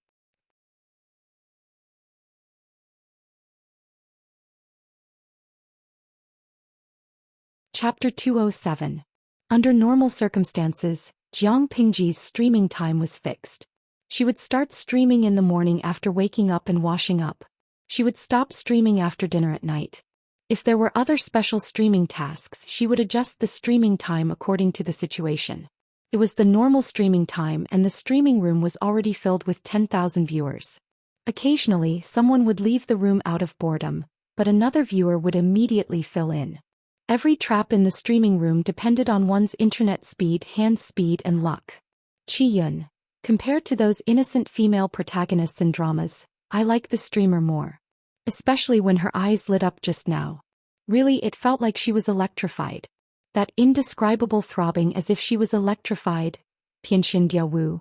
I think that feeling should be hot-blooded, right? When Jiang Pingji's eyes lit up, the viewers in the streaming room always felt that it should be accompanied by aggressive and passionate background music. In an instant, it could stir up people's blood and make their pores open wide. Quick, let me have a look. Jiang Pingji was born in an era where weapons of war were extremely advanced. She had even piloted and commanded aircraft carriers, let alone other portable weapons. It could be said that unless she was in a more advanced interstellar civilization, there was no weapon that could amaze her. Obviously, such a thing could not exist in this extremely backward and conservative society. Of course, she did not need it. In this ancient era, as long as she had a weapon that was more advanced than the average, she would have a higher chance of winning in terms of hardware. Why use a butcher's knife to kill a chicken? It was a bold attempt to get the craftsman in the carpentry room to research the improved crossbow. Because of Jiang Pingji's order, the craftsman put in a lot of effort to research it day and night. How could they dare to neglect it? Seeing that she was so excited, they secretly heaved a sigh of relief in their hearts.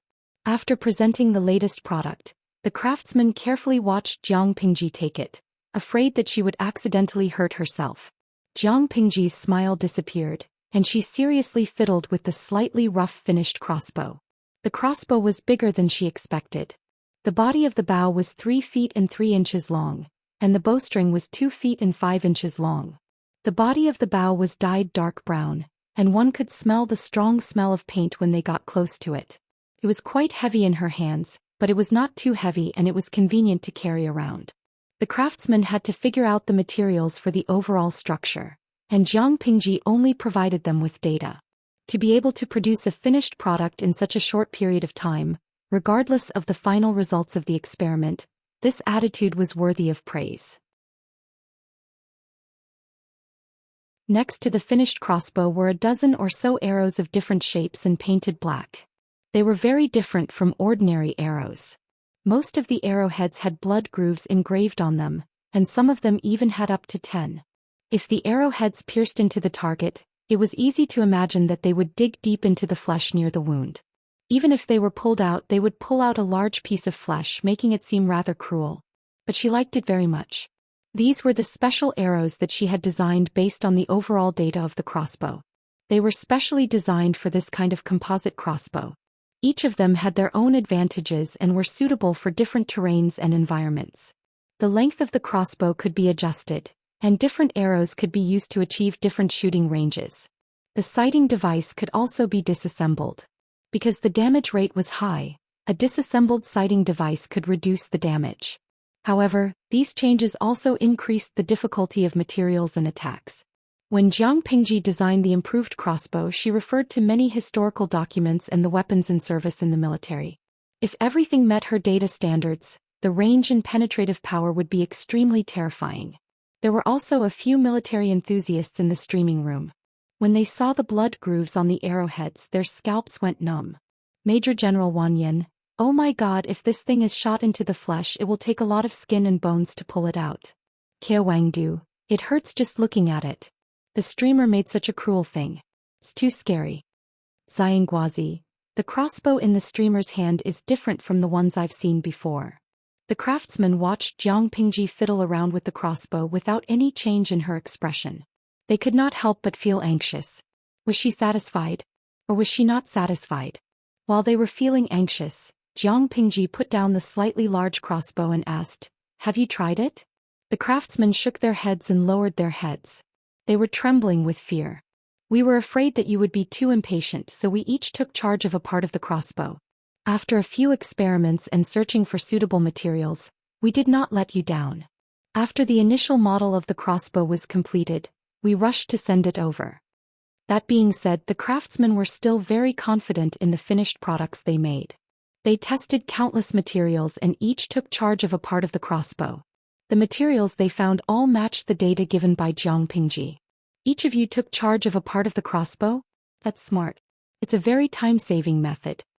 Yes, if they did not divide the work, they would not have been able to produce the semi-finished product so quickly. Yes, in Jiang Pingji's eyes, it was a semi-finished product. There were still many inadequacies, but they were not major problems.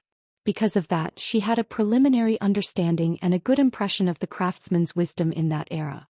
Although the technology was extremely backward and the social atmosphere was conservative, it was undeniable that they were not stupid. They had the heart to explore. Jiang Pingji's design was very detailed. Every part of the crossbow was provided with reference data. Skilled craftsmen would be able to figure it out by experimenting.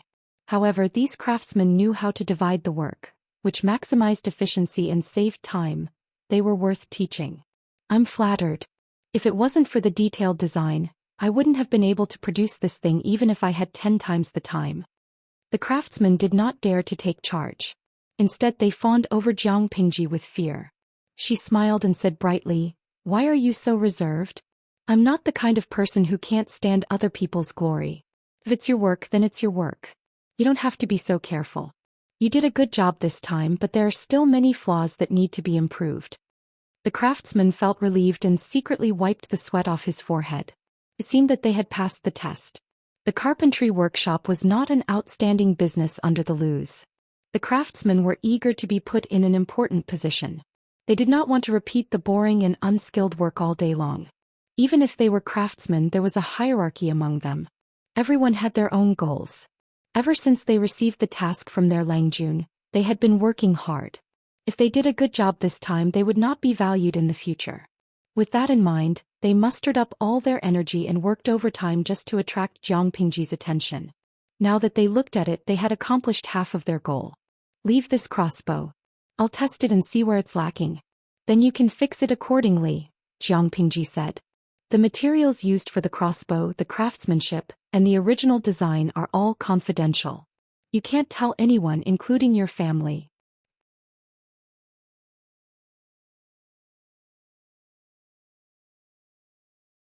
Chapter 208.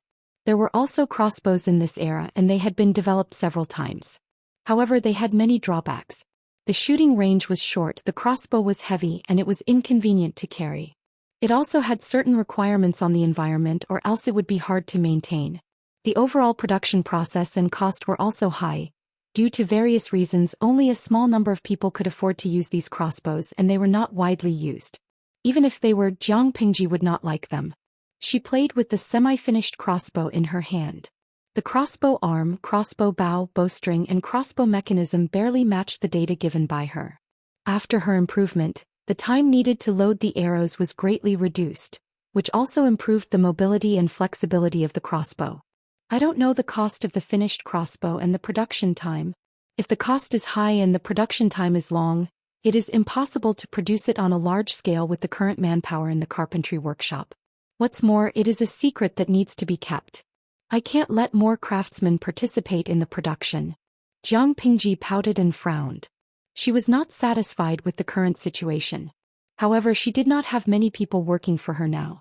Even if she equipped each of them with a modified crossbow, she should be able to afford it according to her family's wealth.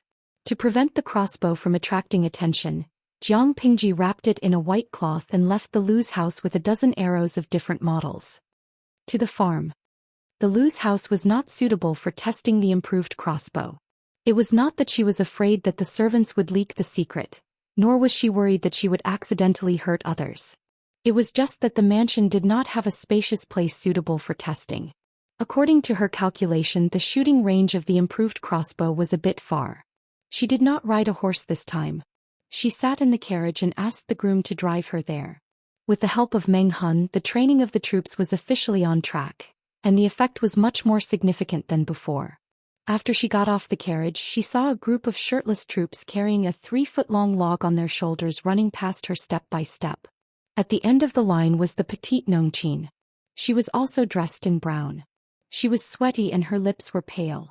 Nongqin had obviously seen her. Her eyes were slightly twinkling and she became more stubborn. Jiang Pingji curled her lips slightly. When she passed by, she heard her voice. If you are tired, you can stop and rest for a while. After all, you are a weak woman. She emphasized the word, weak. Hearing this, Nongqin opened her eyes wide. However, after a moment she gritted her teeth and ran past her with her head down. Her footsteps were heavy and slow. The cloth on her shoulder was worn through by the log and her skin was bleeding. She looked very miserable. Seeing that, Jiang Pingji chuckled. Adjust your breathing and keep up with them. I'll wait for you at the drill ground. Hearing her words, Nongqin took a deep breath. Her footsteps became firmer and she looked better than before. Meng Hun had been following them and did not allow anyone to slack off. When he saw Jiang Pingji, he quickly stepped forward and saluted. Greetings, Lang Jun. You don't have to be so polite. I came here today because I have something to do. Tell them to go to the drill ground and wait after training. At that moment, Meng Hun noticed that Jiang Pingji was holding a strange object wrapped in white cloth. It was shaped like a bow. Before he could guess, Jiang Pingji asked, "How is Nongqin's training these 2 days?"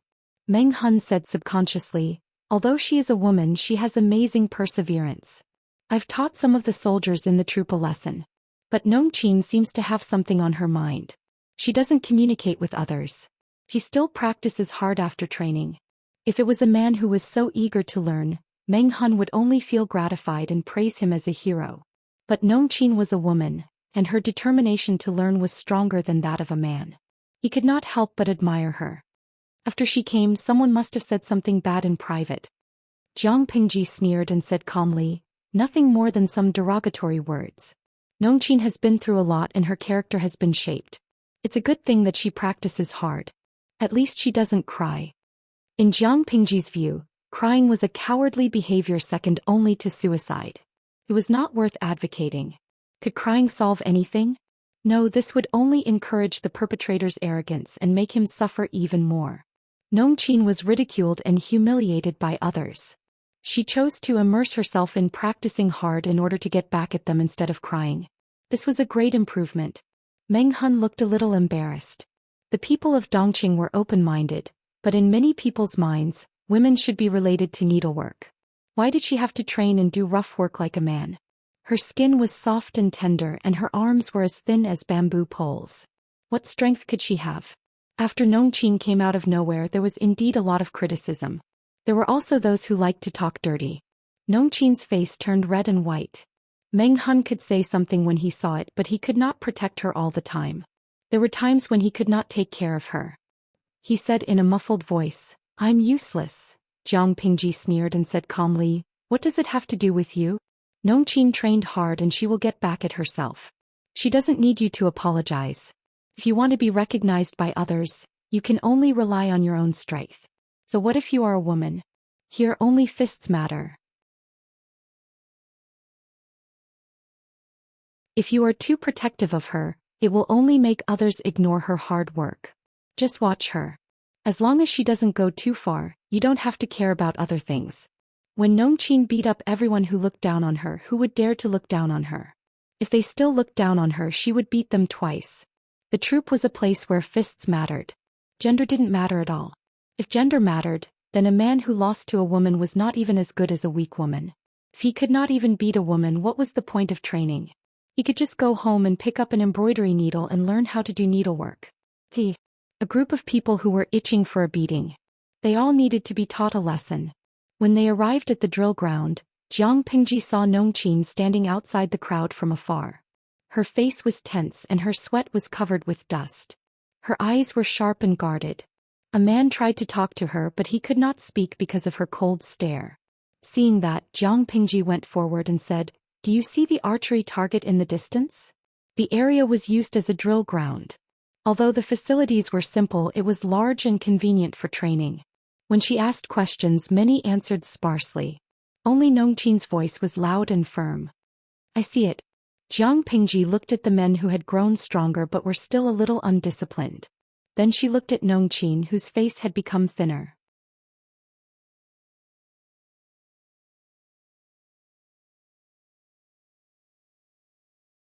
Chapter 209. Not only was Nongqin dumbfounded, but the other men were also speechless. The live streaming room was in an uproar. Xuanxiang Taishou, host, don't scare me. How can I hit the target from so far away? Fengji Liaoan, I believe the host can do it, but Nongqin can't do it, right? Han Yutong, I can see another girl who is about to evolve into a tough man. The audience in the live streaming room presented facts and reasoned that the possibility of Nongqin doing it was zero. It was not that they didn't believe it, but it was too unbelievable. Meng Han thought so too. With his eyesight, Jiang Pingji was at least 200 steps away from the target. Even a heavy bow of 1 pickle could not reach that distance. She needed a bow of more than 2 pickle. But 2 pickle? That was 200 kilograms, which was much heavier than an adult man. How could a weak girl like Nongqin draw a bow of 2 pickle? Can you do it? Jiang Pingji asked her. Nongqin was hesitant, but she made up her mind when she heard Jiang Pingji's question. Langjun, I can do it for you if you teach me. Jiang Pingji smiled. Smart girl, come here. I'll teach you. She untied the white cloth that wrapped the improved crossbow in her hand, and it fell to the ground, revealing the crossbow. Meng Han was stunned when he saw it. However, what surprised everyone was yet to come. Jiang Pingji whispered in Nongqin's ear, telling her how to use the improved crossbow. This crossbow has a strong recoil. When you use it, you must stabilize your lower body and learn how to release the force. If your lower body is not stable, the crossbow in your hand will deviate a little, which will cause you to miss the target. If the enemy doesn't die, you will. Jiang Pingji's voice was like a clear spring in the mountains, with a refreshing coldness that made people subconsciously focus their attention. Although the improved crossbow had a buffer and shock absorber, it could greatly reduce the instantaneous force of the arrow. However, this strength was still a bit strenuous for Nongqin now. You have enough time to aim at the target with the sighting device and balance your body. You don't have to be like a bow and arrow. You can't keep the bow and arrow open for a long time after pulling it back. Jiang Pingji helped Nongqin adjust herself and said with encouragement, this is the right angle. As soon as she finished her words, an arrow flew out of the crossbow. Even though Nongqin was mentally prepared, she was still shaken by the strong recoil. She staggered and fell to the ground. Before she could get up, her ears were filled with exclamations. Nongqin was very lucky. Although the arrow didn't hit the bull's eye, it still hit the target and cracked half of it. The viewers in the live stream all sent a string of exclamation marks. They seemed to be quite shocked. This distance was already more than 200 steps. Not to mention whether ordinary people could aim at something that far away. Just the requirement of arm strength was enough to scare off a large number of people. However, right in front of everyone's eyes, it was actually shot through by a thin and frail woman, and it even blew up. The arrow didn't stop because of that. Instead, it flew for dozens of steps before it pierced into the ground. Seeing that, Meng Han rushed forward and picked up the improved crossbow that Nongqin had thrown on the ground like a treasure. Nongqin was also stunned. She saw a fair and clean hand with a fragrance of soap in front of her. Get up. Nongqin bit her lips, pulled Jiang Pingji's hand and suddenly stood up.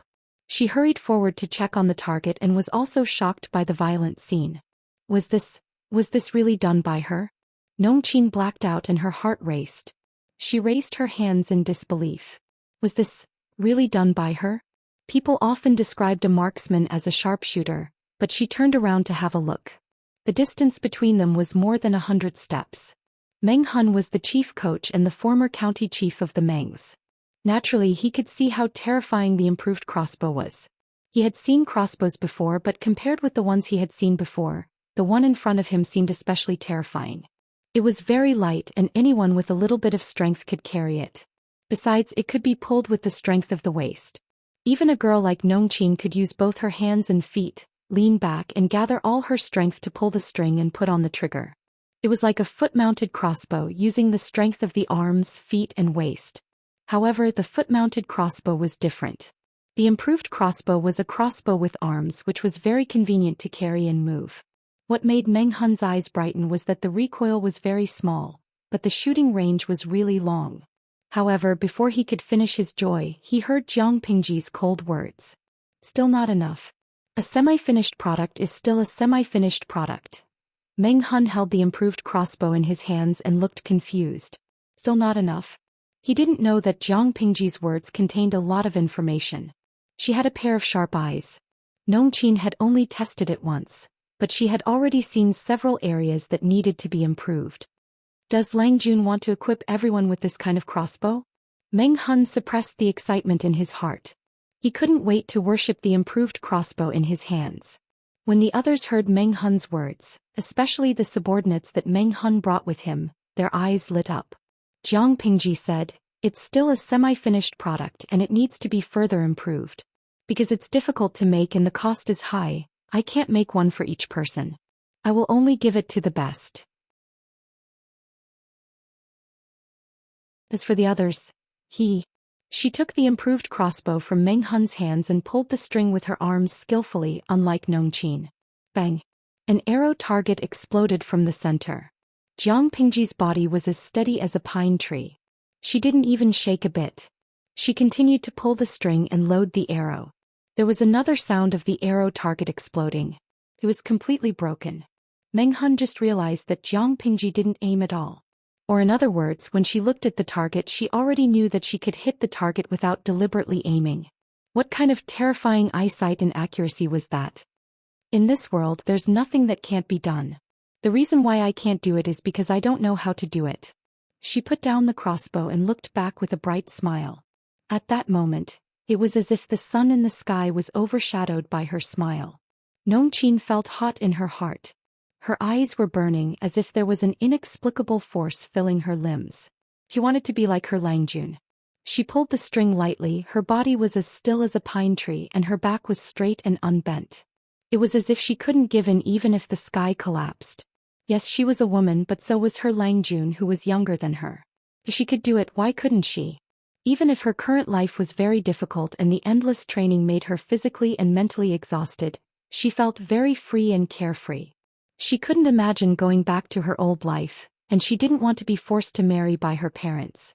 She didn't want to live a mediocre life around a mediocre man, a group of noisy radishes and a stove. Those muddle-headed, uneventful days had worn her numb. Could that be considered living? Strong thoughts filled Nongqin's mind and she was obsessed.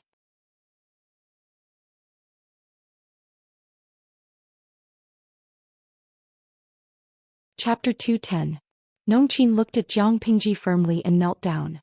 The wound on her shoulder was still bleeding and stained her clothes. "Langjun, please teach me." Jiang Pingji looked at Nongqin with a faint smile. Nongqin felt uncomfortable under her gaze. After a long time she said, "What do you think I can teach you?" Nongqin was stunned. She didn't understand what she meant. Jiang Pingji said, "You practice hard, you work hard, and you don't want to admit defeat. That's enough. What I can teach you is how to maximize your advantages and make your body stronger. You have to rely on yourself for the rest." Women were at a disadvantage because of their physical structure, but it didn't mean that women were weak. In Jiang Pingji's world, the federal army was roughly divided into 14 corps. The corps commander was the highest commanding officer and was directly under the command of the commander-in-chief. Each corps had different responsibilities. For example, the 7th Corps led by Jiang Pingji belonged to the first echelon. It could be said that apart from the commander-in-chief, the corps commander was the most powerful person. In Jiang Pingji's generation, there were 8 female corps commanders and 6 male corps commanders. In the Federation, the strong were respected regardless of gender. Who could say that the corps commanders were weaker than the 6 male corps commanders because they were female? In fact, Jiang Pingji's personal combat ability could be ranked in the top 3 among the corps commanders. Physical structure wasn't absolute. It all depended on whether one had the desire to be strong. If others are stronger than you, then you have to learn how to attack faster. If others are faster than you, then you have to learn how to kill them with one blow. If others are stronger than you, then you have to learn the art of war and how to lead troops to war. You should never focus on your own shortcomings. You don't have to compare your shortcomings with others' strengths. It's not necessary. Every word Jiang Pingji said made Nongqin's heart pound uncontrollably, as if something was about to break out of her cocoon. She said, "Get up. You came to me to teach you something. I should teach you something." Nongqin stood up. Her knees were covered in dust. I will come to the farm every day for a while. It's up to you what you can learn. Jiang Pingji raised her hands and pinched Nongqin's limbs. She said seriously, the condition of your muscles and bones is fine. Is there a massage after training? The massage list given by Jiang Pingji was not simple. It was prepared for military school students. It could maximize the effect of training, stimulate muscle nerve activity, and reduce the sequelae of the previous day's training. It could achieve twice the result with half the effort. After accumulating for a long time, those who were slightly younger would be able to further develop their bodies, effectively improving their physical qualities. Nongqin blushed and said in a low voice, "Yes, the head coach saw that I was suffering from training, so he asked the ant in the farm to learn to help me." Although that kind of full-body massage was very embarrassing, the effect was indeed very obvious. His muscles were sore and swollen and he felt like he had soaked in a hot bath. She thought that she would be too tired to get up the next day, but unexpectedly after a good night's sleep, her limbs were only slightly sore. This level of fatigue did not affect his training at all. Jiang Pingji chuckled and praised him. Meng Hun is very attentive. Go and treat the wound on your shoulder and apply some medicine. Nongqin replied respectfully. In another half a month it's going to be the corporal selection, right? Jiang Pingji looked at the rules and regulations she had set. Indeed, there would be a selection of sergeants once a month. Meng Hun said, "Yes, Lang Jun. Nongqin is also participating. Spread the word that whoever loses to her will have to wash the clothes of the troops." Meng Hun opened his mouth and asked, although Nongqin is working hard if she wants to win, she was at a disadvantage in terms of body size. Jiang Pingji said meaningfully, "It's not impossible. No one knew better than her how to kill a person in the shortest time. Even if she was at a disadvantage, she could still take the enemy's life. Since she was teaching Nongqin, how could she not teach her something practical?" Meng Hun felt a chill down his spine. He subconsciously felt that something was wrong, but he could not tell why. Song Prefecture was one of the 6 prefectures and 21 counties in Dongqing. The trade route to the north was smooth, and it was closely connected to the northern borderline. The two places exchanged goods, which attracted many merchants to do business there. Thus, the local economy was booming, and Song Prefecture became the largest prefecture in Dongqing. However, that prosperity was gone forever. Today, Song Prefecture was filled with depression and decadence. From time to time, roving bandits would rob merchants. The once bustling trade route was no longer what it used to be. A few shabbily dressed people sat by the roadside. Occasionally, rows of soldiers in the Meng family's uniform could be seen patrolling the streets with guns in their hands. They looked solemn as they interrogated suspicious people who were in a hurry. They secretly embezzled money, bullied and humiliated the people, seized the goods of merchants and took the opportunity to extort money. The checkpoints in and out of Song Prefecture, especially in Meng County, were heavily guarded. Because of the bandits killing and robbing, the people had to leave their homes and stay at the city gate. They were in groups of 2 or 3. Their clothes were old and tattered and they were emaciated. Their eyes were numb. These damned beasts. A white-haired old beggar covered his face and sobbed as he avoided the soldiers. He was holding a skinny child in his arms. Upon closer inspection, the child's face was pale. There were a few bruises on his face. His eyes were closed and he had stopped breathing. The little beggar was picked up by the old beggar. He had been raised since he could speak until he was 12 years old. The old beggar thought that he would have someone to rely on for the rest of his life. Unexpectedly, his grandson was hungry and went out to beg. He accidentally dirted the shoes of a Meng family soldier and was beaten to death by him. How could this be the guardian of Dongqing and the people? They were obviously a group of jackals, wolves, tigers and leopards in human skin. They were evil spirits from hell. "What are you scolding, you old bastard?" A soldier with sharp ears heard some noise and walked forward while cursing. The old beggar decided to go all out. He spat at the soldier and said, "I'm scolding you bastards." After a while there was a pool of blood on the roadside. An old beggar with several holes in his body was lying next to the body of a little beggar. The refugees at the side were already numb. Their eyes were like wooden beads. They didn't move at all, just like wooden statues. At this moment, the crisp sound of horse hooves could be heard from outside the city gate. The originally arrogant guards were like mice that met a cat. They became flattering and respectful, nodding and bowing. The person on the horse ignored the chaotic people and directly galloped into the city. "I have something to report to the county chief. Pass the message quickly."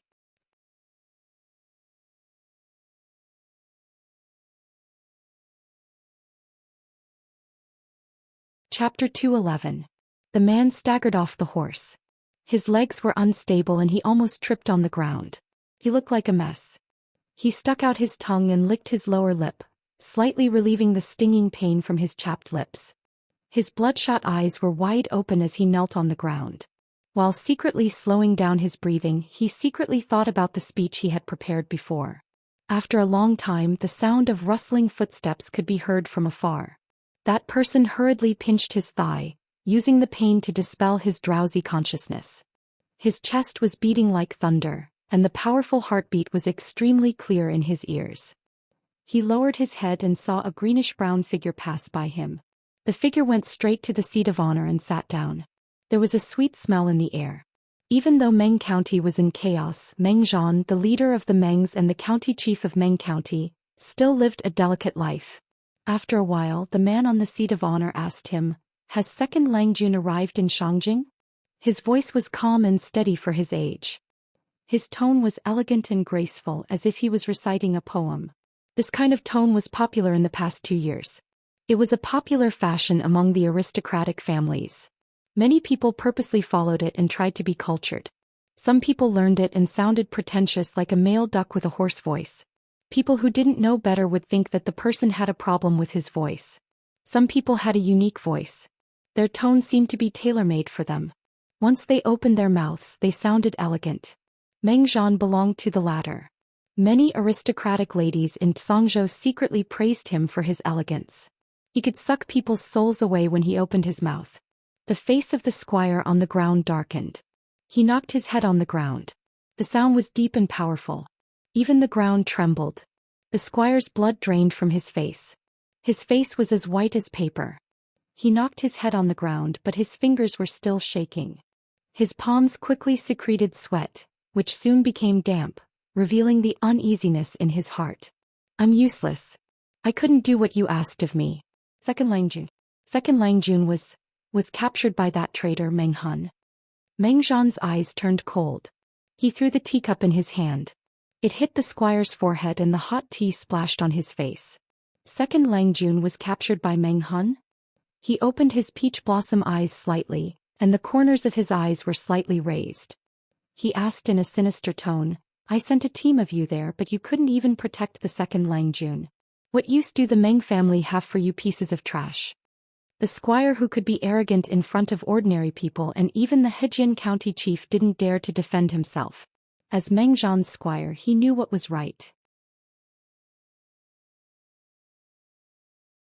Arguing would only make Meng Zhan even angrier and angrier. There was a wound on his forehead and blood was flowing out. The tea stains mixed with the blood were all over his face, but he didn't dare to raise his hand to wipe it off. After waiting for a while, Meng Zhan's anger had cooled down a little. The servant said in a trembling voice, "Please don't be angry, Lei. It's not that I didn't protect Second Langjun to the best of my ability. It's just that Meng Hun and his gang are too cunning and insidious." He was the leader of the Mengs and the Meng County chief's man. Meng Zhan could understand something as simple as this. He was the leader of the Mengs and the Meng County chief's man. He could see something as simple as this. If Meng Liang was already dead, this cowardly squire wouldn't dare to return to Meng County. He would have run away. "You're wise, Meng Zhan. That traitor wanted to take Second Langjun as a hostage to extort money. I was afraid that the traitor wouldn't treat Second Langjun well, so I rode fast. I exhausted more than 10 horses to come back and report the news to Meng Zhan." He took out an object wrapped in silk and held it above his head respectfully. "Please examine it, Meng Zhan." Meng Zhan winked at the maid beside him. The silk package was presented to him. He opened it. There were 2 scrolls inside. One was written by Meng Liang. It sounded proud and full of disdain for Meng Hun's actions. The other was written by a stranger. It simply stated that they didn't have to kill Meng Liang, but Meng Hun had to fulfill their demands. Meng Liang only said he would give 500 dawn, but this scroll changed it to 2000 dawn. Born as a peasant, he is short-sighted. Meng Zhan threw the letter aside. His eyes were full of disdain and contempt. The head of the entourage swallowed and said, Master, the grain. Are we really going to give it to him? Meng Zhan said casually. His peach blossom eyes were filled with arrogance. Of course I'm going to give it to him. The head of the entourage was shocked. It's only 2000 dawn. Only a peasant like him would value it so much. Meng Zhan snorted and said coldly, Follow my order. Go to the granary and transfer 3000 dawn. Send a team to deliver the grain. Do everything for Second Longjuan's safety. As long as he takes the grain, we'll forget everything. Just take it as my final farewell fee for him as the boss. The head of the entourage was stunned. 3000 dawn of grain? Give it all to Meng Hun? Meng Hun was asking for an exorbitant price, but he only asked for 2000 dawn. Meng Zhan saw that the head of the entourage was confused. He laughed inside and didn't bother to explain. Why did Meng Hun betray the Mengs? Why did he burn down the rearguard commandery? Why did he chase after Meng Liang for thousands of miles? Wasn't it all in the name of revenge for his wife and daughter? Now 2000 dawn was enough to make Meng Hun give up killing Meng Liang. What did it mean? It meant that the innocence and even the life of his wife and daughter could be bought off with 2000 dawn of grain. That was the price. If that was the case, as his old boss, he should be more generous. Meng Hun sold his wife and daughter, and he was kind enough to give an extra 1000 dawn. It seemed to be a generous gesture, but it was actually disdain and humiliation. 3000 dawn of grain was not even a drop in the bucket for the Mengs. If Meng Hun dared to take the grain, the Mengs would spread the news when Meng Liang was safe. From then on, the man who wanted to avenge his wife and daughter would become a liar. He would sell them all for some grain. When the lady in the backyard heard that Meng Liang had been caught, she was worried and frightened at first, but she soon calmed down. She gracefully picked up a pastry and said with disdain, This is how the lowly people are born. They have no backbone. They would do anything for a grain. This is considered selling their wife and daughter. If you knew this would happen, why did you do it? If you lost your wife and daughter, you could just remarry and have another child. You made such a big fuss that you lost your position as the county commandery. You made my son suffer and made Langjun work so hard for Meng County. Meng Hun's wife and daughter were just lowly people. How could they be compared to Meng Liang, who was of noble blood? She didn't even blame the mother and daughter for tarnishing Meng Liang's reputation. Achoo! Meng Hun sneezed and raised his hand to pinch his itchy nose. The two troops around him stared at him.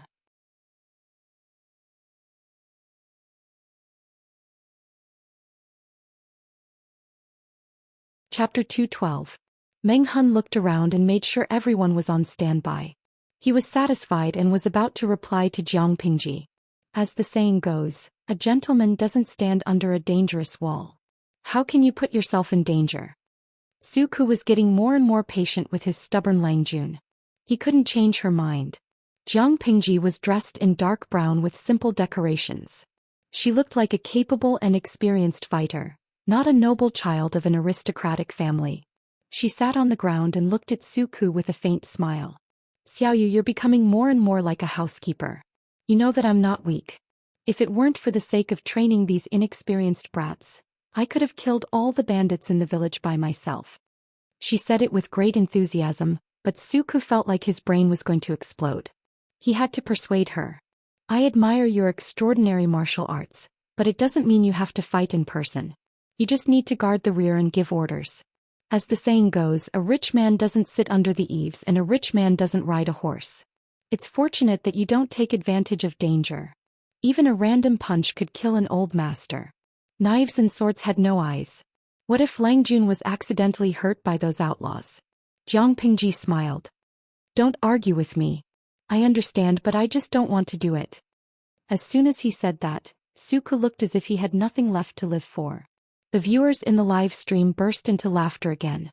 They really felt sorry for Su Ku. Su Huanxing, I'm quick. I think I can add a sentence to Su Ku's expression. I'm so angry. What can I do? I'm helpless. To be honest, Su Ku might even want to jump ship to a boss as difficult as the streamer. Gong Sun Siyun, he can't. Su Ku's contract is still in the hands of the evil streamer. He'll be squeezed dry for the rest of his life. Dashu Xiaobing. Contract? Evil landlord. I support Suku's rebellion. Paydaxing. What's the use of support? Just send some gifts. Maybe the streamer won't be so evil if she's in a good mood. As if responding to Paydaxing's words, a series of gifts popped up in the background of the system. There were so many gifts that the entire screen was flooded. Lao Ciji Lianming. Tifei Tisk, why don't I like hearing this? He said, I've been following this livestream for more than a month, but I've never seen a streamer ask for a reward or trick the audience into asking for a reward. If you say that, it seems like the host is very scheming. Patrick Star. I didn't mean to say that the streamer is scheming, I was just saying, Jiang Pingji never asked for tips, nor did she play any tricks. If the audience liked to tip, they would tip. If they didn't like it, they would just watch the stream quietly. Even so, the amount of tips still increased as the stream went on. Slowly, it showed a terrifying trend. In the face of the tide-like rewards, the system was so happy that it couldn't find the north. The more tips Jiang Pingji received, the more points of popularity it would receive. After all, the system and the streamer would split the points equally. It was a pity that Jiang Pingji did not adopt the few tricks that it had set up. If she had, the rewards would have been 10 times more than what she was getting now. While he felt that it was a pity, he was also drooling as he looked at the endless stream of rewards. Jiang Pingji said to the system in her mind, you can start the semi-interactive livestream mode now. Just hang up the topic that I've set. As soon as she finished speaking, the system diligently did as she was told. The next second, all the audience saw a subtitle in the livestream room. Bandit Suppression in the Deep Mountains 1. That was the theme of the task of the semi-interactive livestream mode. Bandit Suppression. Meng Hun did not let her down. Under his leadership, all the troops' training was on the right track. The troops, which were originally unskilled and undisciplined, were starting to take shape. After a month of hard training, everyone's physical fitness had improved to different extents. They were much weaker than the regular troops, but compared to the motley crowd of bandits, they were definitely much stronger. Langjun, how can you be so capricious? Suku had lost count of how many times he had sighed because of Jiang Pingji. Anyway, it's not the first time. You'll get used to it. I cherish my life and ordinary people can't hurt me. Jiang Pingji smiled at him and comforted him. Xiaoyi, you should have some confidence in me. If this motley crew is worthy of me cowering and seeking protection behind them, how can I achieve great things in the future? From now on, the battle will only be bigger than now. It was just a small fight, but Suku kept nagging. What would happen in the future? Even though Suku had a lot to say, he was like a deflated ball in front of Jiang Pingji. He was speechless. At that moment, the tall and sturdy Meng Hun came in and said to Jiang Pingji, Langjun, everything is ready. Oh, I see. After that, Jiang Pingji took out 2 rolls of coarse cloth from her sleeves and spread them out. Between the 2 rolls of coarse cloth, the larger one had an irregular shape. On it was a geographical map drawn by charcoal. It was the mountains and streams near Hejian County. In addition, there were many symbols with different meanings on it. It was so densely packed that it dazzled people's eyes. This place is our next target. I secretly went there to investigate and drew a rough map. After that, Jiang Pingji spread out the other roll of coarse cloth.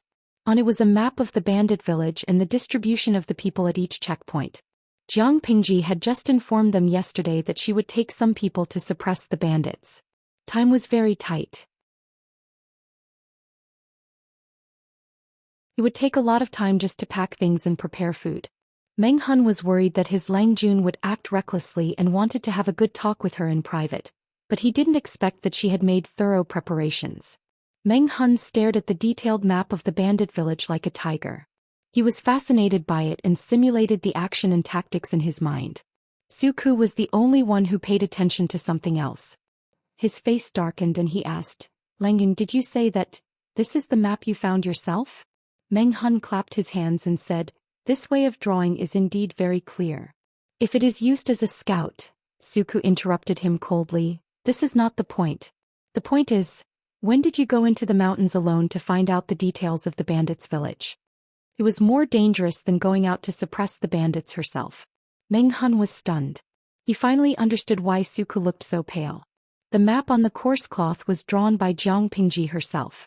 What did that mean? It meant that she had gone into the mountains alone to find out the strongholds of the bandits' villages one after another. Facing Meng Hun and Su Ke's disapproving eyes, Jiang Pingji secretly rolled her eyes. She was not alone. Didn't she have 10,000 experienced viewers in the live streaming room? Moreover, she had done this kind of pioneering work countless times in the past. She didn't have to go deep into the bandits' village. She had her own ways to get information.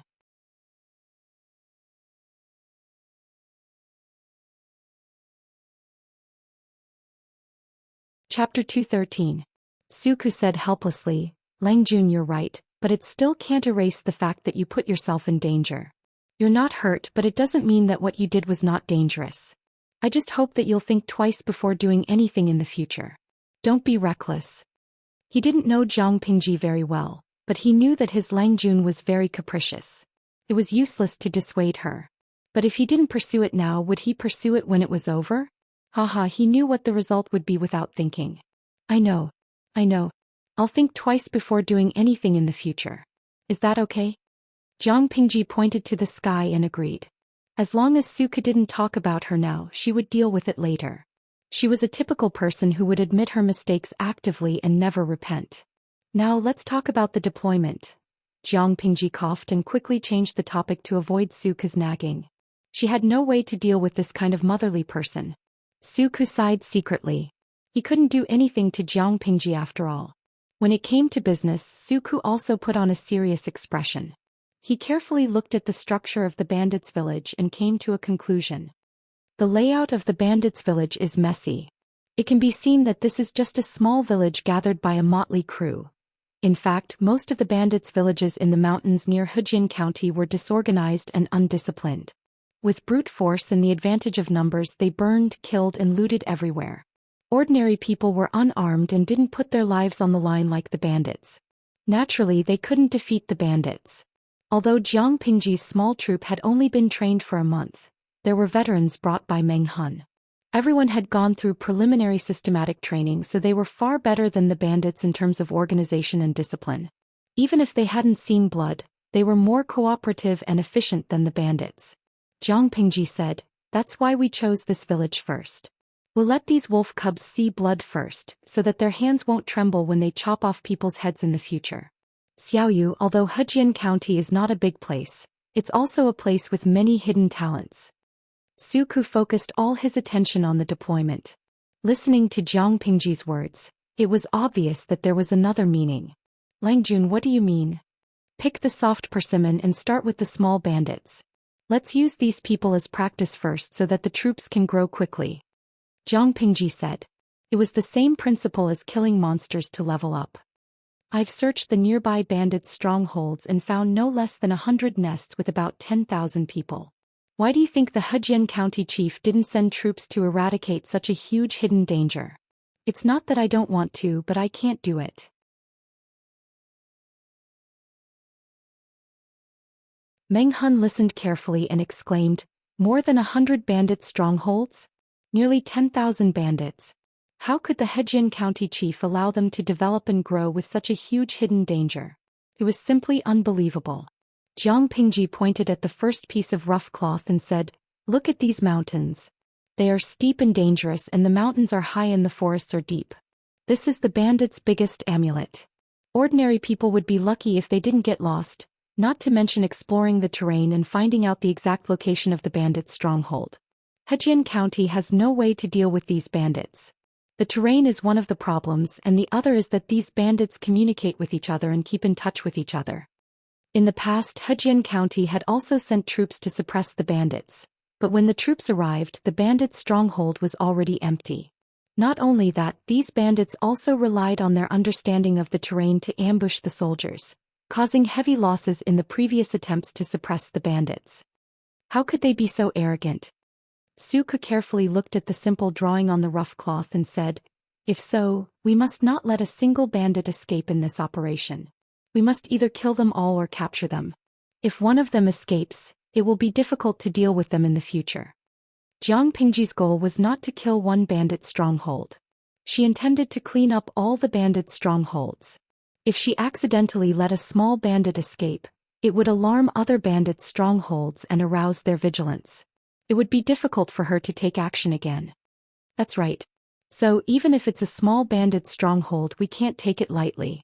Jiang Pingji said seriously. If we can persuade them to surrender, we can recruit some of them at our discretion.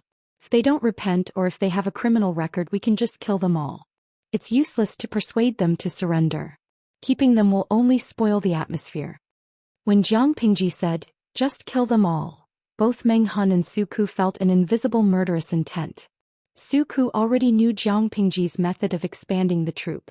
Although he frowned at her action, he did not oppose it. Meng Hun was full of pride. Meng Hun cupped his hands and praised, Longjuan's breadth of mind is admirable. According to people's current thinking, it would be fine if the bandits were not caught. If they were caught, they would be killed.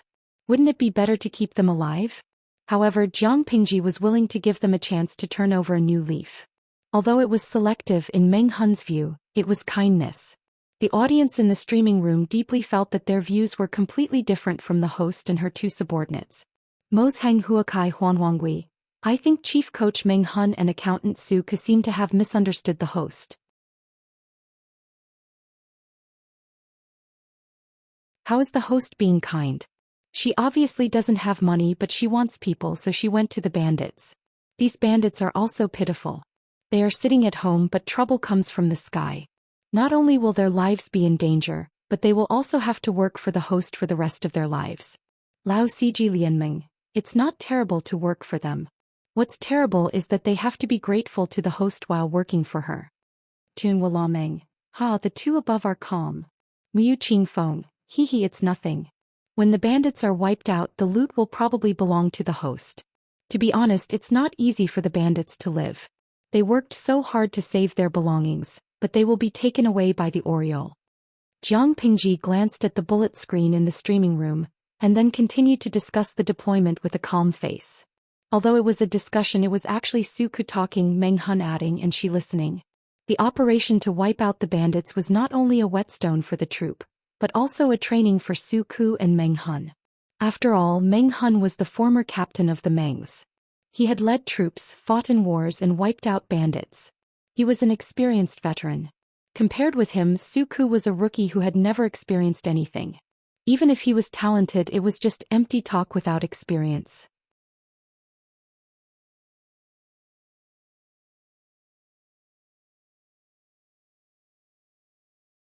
Chapter 214. When Jiang Pingji drew the general structure of the bandits' village, she also thought about it. Su Ku had the same thought as her. That's feasible, but there are 2 watchtowers in the village. What will you do if you want to get close to them without alerting anyone? Su Ku pondered for a while, then pointed to another place and said, this village is built on the hillside. It's hidden by the mountain, so it's hard for ordinary people to find them. It's the most natural protective barrier of the village, but it's also a fatal place. Tonight the moonlight is clear, but the shadows are thick and gloomy. If we lurk and attack from here, the watchtower's minions may not find us. The shadow cast by the mountain was directed at the bandits' village. After all, not everyone had excellent night vision like Jiang Pingji. What's more, Lang Jun asked us to cover ourselves with branches and weeds to blend into the surrounding environment. With the night shadow and the method of cover, it's impossible for experienced veterans to find us in such a high mountain and deep forest, let alone the motley crew. Jiang Pingji glanced at Meng Hun, who nodded to her and agreed with Su Ke's words. They didn't know the surrounding environment as well as the local bandits, but they still had the advantage. After all, Su Ke was good at internal affairs, not at dispatching troops. Jiang Pingji asked him to talk about her ideas just to provide more ideas. She was the one who made the final decision, and Meng Hun was the one who carried it out. She was just there to hold the fort. Everyone had their own duties, and the division of labor was clear. One of Jiang Pingji's principles was, if you can do it, then do it. If you can't, then let the capable do it. If you don't have the ability, then don't compete. Meng Hun obviously belonged to the capable category, so Jiang Pingji was very confident in him. Although they had fewer people now, the scale of the bandits' village they had to destroy was not large. So, as long as the deployment was right, it would not be difficult to win. The difficult thing was that Jiang Pingji wanted to catch the bandits alive and select the manpower that could be absorbed from them. If that was the case, then they couldn't kill him and they couldn't even injure him to the point where he was half dead. because it would take too long to recover and they also needed to invest energy and extra money. It was not cost-effective in terms of investment. Meng Hun seemed to be reckless, but he was actually very careful. After comprehensive consideration, he had a plan in his mind. I'll go to the sergeants and instruct them on the raid tonight. Meng Hun cupped his hands and left. Well, you can go now. The size of the troop was still very small, so for the time being there were 5 people in the troop.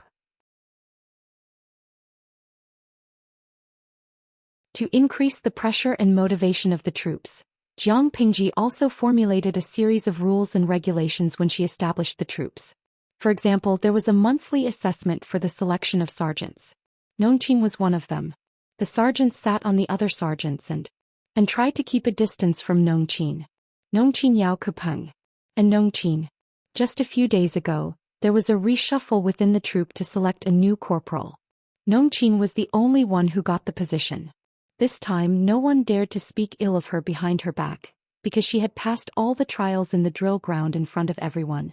No one knew that the girl who usually looked quiet and unassuming could be so ruthless when she fought. In terms of strength, she wasn't as strong as these men, but her attacks were extremely cunning and fast. Many people didn't even have time to react before their hands were clamped behind their backs, unable to move and kneeling on the ground. There was also an ignorant boy who bullied Nongqin because she was a girl and tried to attack her chest. Who knew that the boy almost lost his penis? They were men. They didn't know how women felt when their breasts were grabbed, but they knew that if their family jewels were kicked, it would be so painful that they would grimace in pain and curl up on the ground, unable to straighten their backs. Fortunately, that kid was slow and didn't manage to grab it. Otherwise, they had every reason to believe that Nongqin would have crushed the boy's penis with her feet. He could not have fooled around with any girl, but he had to provoke this Rakshasa's daughter. Meng Hun explained the details of the deployment to everyone. Do any of you have any questions about this? Except for Nongqin, the other sergeants were all trained by him. They had a tacit understanding with each other and he trusted their abilities. They were all experienced veterans, much better than the servants Jiang Pingji bought from the broker house. It was normal for them to be sergeants. The other sergeants all shook their heads, indicating that there was no problem. Meng Hun was secretly satisfied, and then he turned his eyes to Nongqin, who was silent. Do you have any questions? Nongqin frowned and said, What you mean is that we should catch all the bandits alive and try not to cause too much damage? She couldn't imagine what was the use of keeping those bandits alive. That's right. Meng Hun added, This is also Long Juan's idea. We are short of people now. Nongqin nodded and said, I understand. We will do as Lang Jun says. Jiang Pingji gave Nongqin a crash course. Most of the skills and methods she taught were assassination and sneak attacks, which emphasized on miraculous effects. She needed to make others acknowledge her in the shortest time possible, instead of denying her because she was a girl.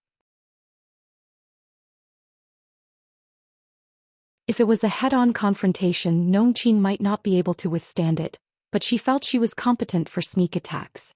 Meng Hun said, If there is no objection, we will take action at 11 o'clock. According to Jiang Pingji's observation, the shift at the gate of the bandit stockade and the lookout tower was also regular. According to Jiang Pingji's observation, the shift was about 4 hours. At 11 o'clock, it was the first shift after dinner. It was late at night and people were sleepy and tired, so they were not focused. It was the right time to launch a sneak attack. Of course, in order to prevent her people from being too tired, Jiang Pingji asked them to take a nap in advance to recharge. Covered with weeds and branches, it was hard to find the troops even in the daytime, not to mention in the dark night. Jiang Pingji played with the improved crossbow with 2 arrows beside her. When the time was up, she would immediately take action and kill the 2 minions in the lookout tower first. Without the lookout tower, no one would find the troops in advance, so the entire bandit stockade was nothing to worry about. After getting everything ready, Jiang Pingji turned her head and saw Suku looking at the sky with a sad but beautiful look. Are you crying? Suku was confused. He looked at her with clear eyes and asked seriously, Langjun, what do you mean? Jiang Pingji thought about the bullet screen of the old driver in the streaming room. In fact, she was also one of the people who had been enlightened, but she didn't understand the joke before. She said seriously, raising your head can make your tears flow back. Suku was speechless. One could imagine how the audience in the streaming room laughed. How could they expect an ancient person to understand the pain of non-mainstream teenagers in their era?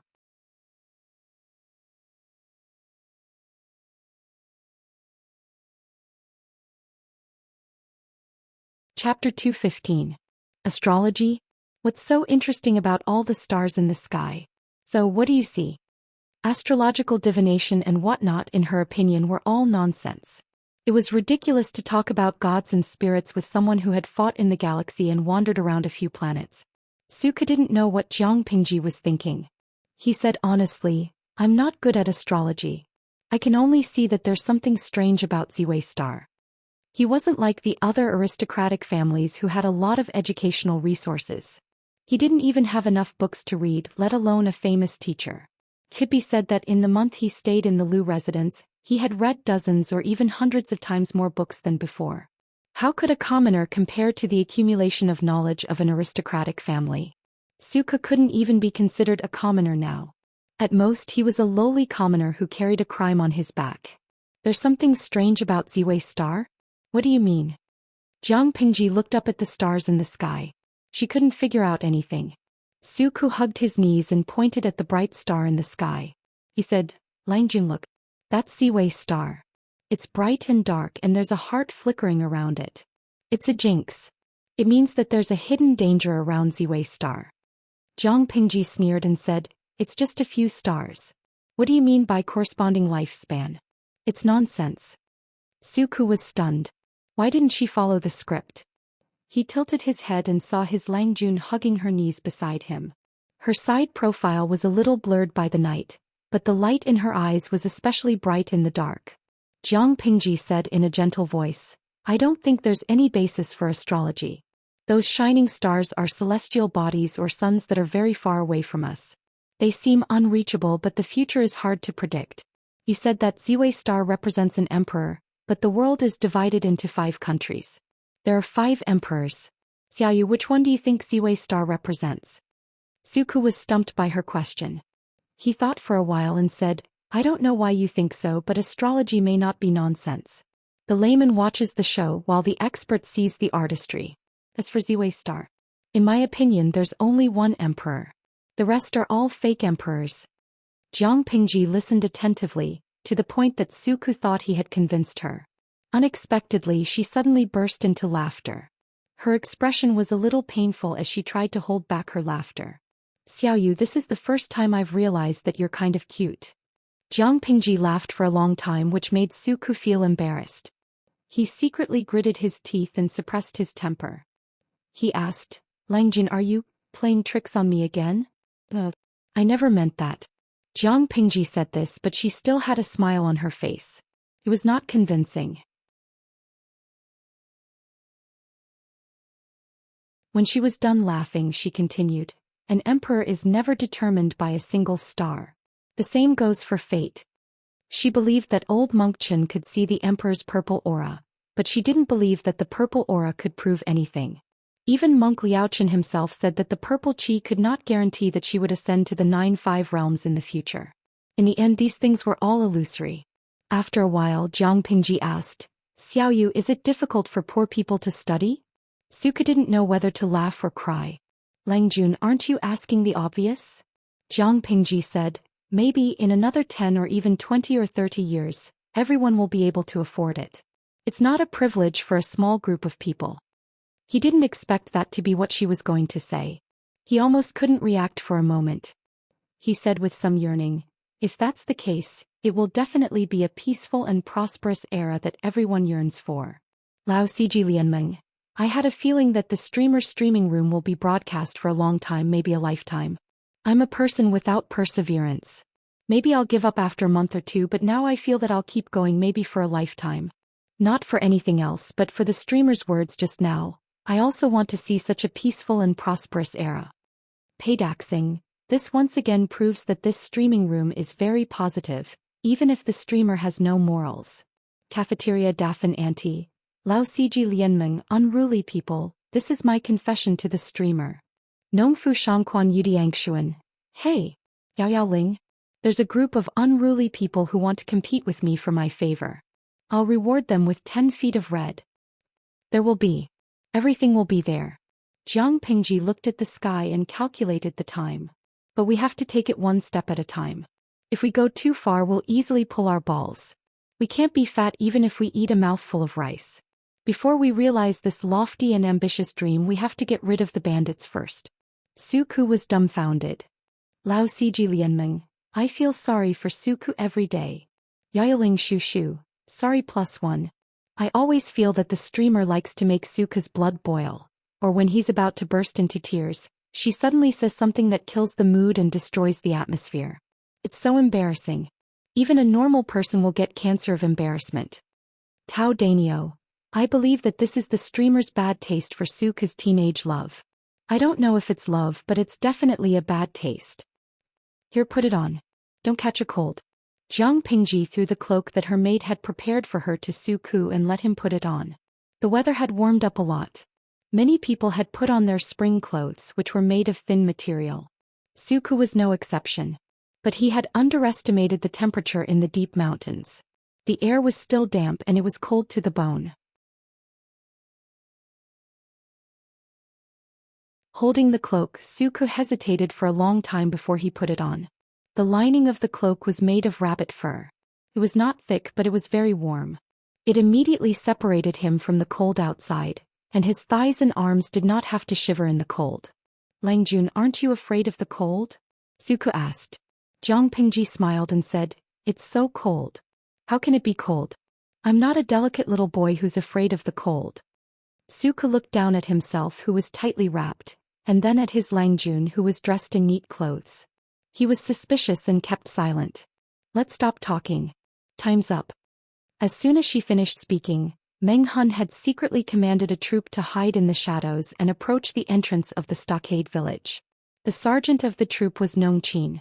Jiang Pingji held a crossbow in one hand and pulled the string with the other. Her snow-white wrist was exposed, which looked particularly delicate in the cold moonlight. She easily put an arrow on the bow and aimed at the watchtower nearly 300 meters away. Whoosh, the arrow shot out and there was a slight sound of breaking air. She calmly put the second arrow on the bow and it was also neat. The time difference was less than 1 second. 2 small minions of the watchtower were killed by an arrow through the heart. Half of their bodies were on the crossbar and blood was gurgling. At the same time, the troop led by Nongqin also took action. 2 breaths later, there were 3 bodies lying at Nongqin's feet. She smiled shyly at the sergeant. She didn't want to kill anyone, but she practiced the art of assassination, so she casually broke the man's neck.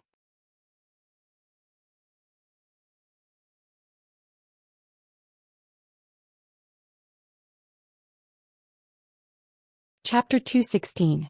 With the arrows as an order, many black figures sneaked into the bandits' stockade, hiding in the shadows like ghosts. Nongqin's face was cold and her eyes were dark and frighteningly cold. It was probably because it was not the first time that she had killed someone, so she was very calm.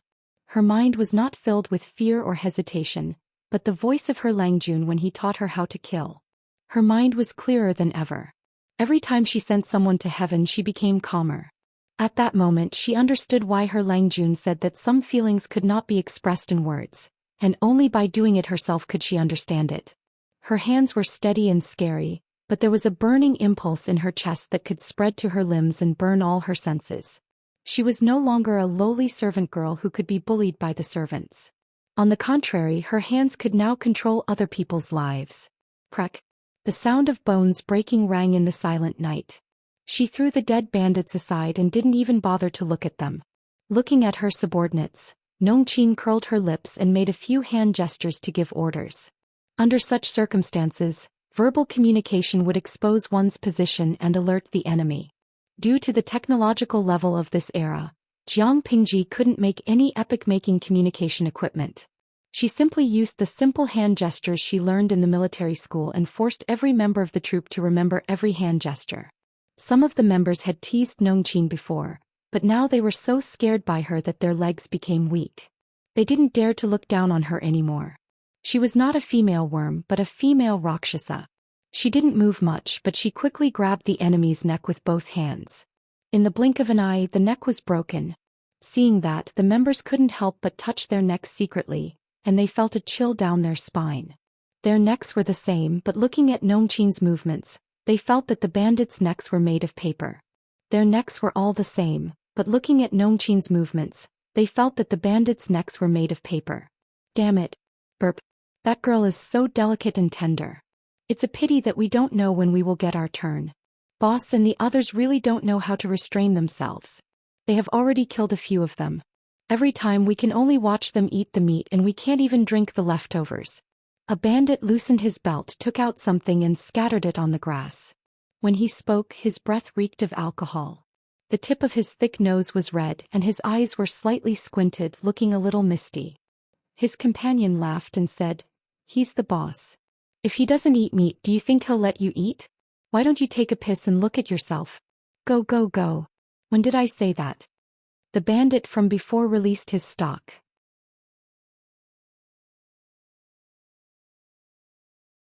His stomach, which had been suffocating for a long time, finally felt a little better. He hurriedly shook his body, intending to fasten his belt. This is such a desolate place and there's no woman to relieve my boredom. Isn't it too suffocating? Boss and the others are having fun every time. That sound can be heard from the entrance of the village. I'm not allowed to complain anymore. His partner laughed at him. Hey, you can just say that you miss girls. That bandit spat out a mouthful of saliva. Bah, I want to, but you dare to say you don't want to?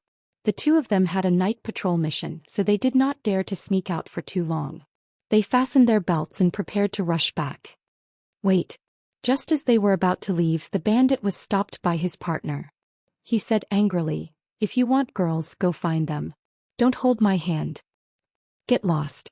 Seriously, look over there. Isn't there something there?" Hearing this, the two of them looked at each other and felt a little uneasy. They were afraid that there were poisonous snakes or monsters hiding in the grass. When they thought of what they had just done, their hearts beat faster and faster, and their hands and feet began to become cold. Seems to be a person. Go and see. It's a person? Before the bandit could react, his partner pushed him from behind. He lost his balance and fell into the grass. His face was stained with turbid liquid, which was suffocating. At the same time, his hands touched a strange cold soft object. Ghost. The bandit was so scared that he forgot where he was. He suddenly jumped up from the ground and crawled in the opposite direction. The other partner was also shocked. His hand trembled and he directly threw away the flint in his hand. What are you shouting for? Just as the two of them were scared out of their wits and were about to run away together, their leader came looking for them. There's a ghost, boss. There. It's a cold ghost. The bandit in front was scared out of his wits. His liquid-stained face was full of horror, and he pointed at the grass with trembling hands. What the hell? After the leader heard this, he was anxious, but he didn't want to lose face as a bandit leader. He calmed himself down and said stubbornly, "I'd like to see what kind of thing is playing tricks on me. Two good-for-nothings. How could they be so scared?" He took a step forward and kicked the grass. Sure enough, he kicked a heavy object which scared the boss immediately. However, it was also because of this that the heavy object flipped over, revealing a face that was dripping with blood and had its eyes wide open. Under the bleak moonlight, it seemed especially terrifying. This man died with a grievance and his neck was twisted in a weird way. They were shocked at first, but then they quickly realized that this man, wasn't he the gatekeeper but face? Nonsense. What the hell? Someone is attacking the stronghold. The boss reacted quickly. He was so angry that his veins were popping and his eyes were like bells. Attacking the stronghold? At this time, the other two bandits also came to their senses, but they were so scared that their limbs went limp. For a moment they couldn't even stand up. Good-for-nothings.